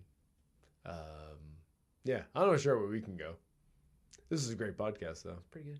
I'm very happy. You talk a little bit more about 2019. I feel like we kind of... Yeah, I think we spent way too much time in 2018 and bitching about work. Yeah, I need to get back onto meditating because I'm dealing with my stress by drinking and escaping into fiction, whether it's video games or books or... Yeah, I totally need to get way back on a much better regimen of being more... Haven't worked out regularly in over a year. Yeah, just being more... I can feel myself getting weaker. I've lost weight, but I'm also weaker. But like I went from like working at Uline where it's like I can get up and then work out, but now I'm like getting up at like 3 and 4 a.m. It's like there's no time in the morning to work out. So now like I gotta wake up and then go to work and then find energy to come home to work out afterwards. So it's like there's a whole like routine switch, which is kind of flubbed me up as well. I'm finding it a little weird because I'm typically leaving the house 6:30. Yeah. And it's then just, when I get home, I'm just so damn tired. Yeah. It's like how do you find that little jolt? And I think meditation is something where it's like I just need that breaking 15, up 30 minutes I need to break up all the stuff that builds up at work because it can be damn stressful. Yeah. And without meditating, you wind up with like a stress momentum where absolutely. Like it's not the end of the world, but it's just little thing on top of little thing on top of little thing, and then 8 hours later, like you need a cocktail. Yeah, it's like it shouldn't be that way every day. It's like I need a break. Yeah. I need tell you what I miss real bad. Dude, that hour lunch. Oh yeah, I miss lunch. That was awesome. Lunch was nice. Cuz now like you're out in a truck just eating shit, like whatever you can find. Well, I still... You bring yours? I still bring a lunch. Yeah. But even then, it's like... I got away from that. Sometimes it's silly. You're just running. Mm. It's like getting from stop to stop to stop to stop to stop. And like I rarely have a time when I'm in a truck on my own. Mm. I'm usually with someone else who's driving. So I'm kind of they're kind of calling the shots. So I'm like, well, I'm just... Like I'm kind of hungry now. I kind of want to eat my lunch, but they're like, "Oh, we're gonna go here and here, and then do 3 more stops, and then I'm gonna go to this McDonald's." It's like, okay, well, I'm kind of hungry now. Like I'd rather stop. It's like, well, if we do these 8 more stops, then we only have 2 stops after lunch. And like I'm kind of dragging. Yeah. But you're kind of at their discretion. Yeah. And I was like, so you just get frustrated and irritated, and it's like, oh. When we were at Uline, I would like go to a cafe and have like a salad and sit and read a book. And take a nap. And it felt amazing when I was there. I used to like those lunches like during the summertime, like just you like lounge out in my truck. Yeah. Remember that? Roll down my driver's side window and like lay my head back. Like someone's gonna yell at me walking through the parking lot back from lunch, so I remember to wake up. You know. Or I'd set an alarm, like, all right, 20 minutes. If I don't get a full sleep, I'm just going to close my eyes. Yeah. Now it's like, all right, 15 minutes to go get food, find it, buy it, bring it back, and then 15 minutes to eat it. Mow it. Just stuff it in and just keep going. Like, I wouldn't mind if it was on my schedule. The hardest thing right now is that I'm on... Somebody else is telling you. And then it's like, all right, well, today you start at 3 a.m. Tomorrow you start at 7 a.m. And then Wednesday you start at 5:30. And then Friday you start at 6. And then this next day you start at 7. It's like, well, you just gotta go to bed at like 8 o'clock every day. Yeah, it's like, well, Jesus Christ, like, what the fuck, man? Like, there's no set idea. And then, even then, like, I was riding with this one guy. I'm like, all right, what time? I text him, like, what time you gotta be in tomorrow? He's like, between 5 and 5:30. It's like, all right, get there at 5:15. So I'm doing some stuff. I'm like, where's this guy? He wanted us in at like 6:15, 6:30. Like, I thought he told me you gotta be here at like 5 or 5:30. That's shitty. People, because they're all drivers, no one has a set start time. Like, you get in and get your truck loaded and get to the first customer on whatever you think it takes for you to get to the first customer. It's on you. So, but as a relief guy or a support guy, you're at their whim. Yeah, like, and they're like, hit the snooze or whatever. Like, this one guy was like, hey man, like, I thought you said like 5. It's like 6:15. Oh, I hit the snooze button. Oh, I fell asleep. I'm like, okay. I was here. Yeah, like, there's this word called I'm fucking sorry. Like, could you fucking apologize? He just like walks by like it's nothing. That's shitty. It's like, and then it's like, oh wait, we need to go faster now. We need to do this. We need to do that. It's like, I've been here, bitch. Like, you just walked in. Now you're barking orders. Like, what in the fuck is what? So that's another like totally opposite Uline thing where that dude needs to meditate too. Yeah, it's like if like a Uline schedules at 10, and you walk in at 10:01. It's like, dude, don't punch in late. Take a missed punch. Like, you're fucking 10:01. Oh shit. It's the end of the world. These guys wander in like 45 minutes, hours late. Whatever. Figure it out. Fuck it. Yeah. It's like the culture is so different. I don't like that chaos. If it's your run and it's only you, that's fine. I don't get the telling someone you got to be there at a certain time and then showing up 45 minutes to an hour later. To me, that comes across. Because then that guy worked a 9-hour day. Yeah, it's like, well, or like, I don't know what to do. Like, this is your run. I'm supposed to be helping you. And I've never been doing this before. So, and like, the warehouse there's no sanity to this area. Oh, fuck. I'm gonna take some pictures of this place and send them to you. I'll send you a picture of my place. Yeah, well, like, there's literally like there's a box. There's a skid with a box in it, with, you know, a cardboard box, like, you know, a little like reach in, reach out type of like hole cut in it, and it says Navy microfiber towels. There's a whole bunch of white towels in there. I'm like, well, and then next to it is like yellow microfiber towels, and then there's a whole bunch of like red towels in there. I'm like, well, you guys, my area is not like that. It's just like. But this is the insanity I'm dealing with. Like, none of this makes sense. Where we could put 100 things, and there's 300 things. Oh, well, yeah, you get the 10 pounds of shit in a 5-pound bag. Yeah. I'd rather deal with that than just deal with stuff that just is labeled that isn't. I can't really remember what it looked like when I started, because after the interview, like from what they said, they were like gunning for me pretty hard. Nice. Because they really. They were impressed to get somebody that worked at Uline. I need $60,000 a year then, bitches. I wish. No, as they should have held out for. I worked on it. I talked them up a lot. Nice. Good on you. But good on you. But they were like, all right, we're going to show you the warehouse now. You walked in. And I got back there and I was like, oh, no. All right, so where's the warehouse? What's this? Your shipping corridor? This is the warehouse. Yeah, I can't really remember it now. You know, I remember what it looks like now. But it's got a vibe. From what other people say, they're like, wow, this place came a long way. No? I don't know. Well, you're doing something. For it. Yeah. Just put my head down. Keep to get going. Through it. Yeah. Yeah, but for 2019...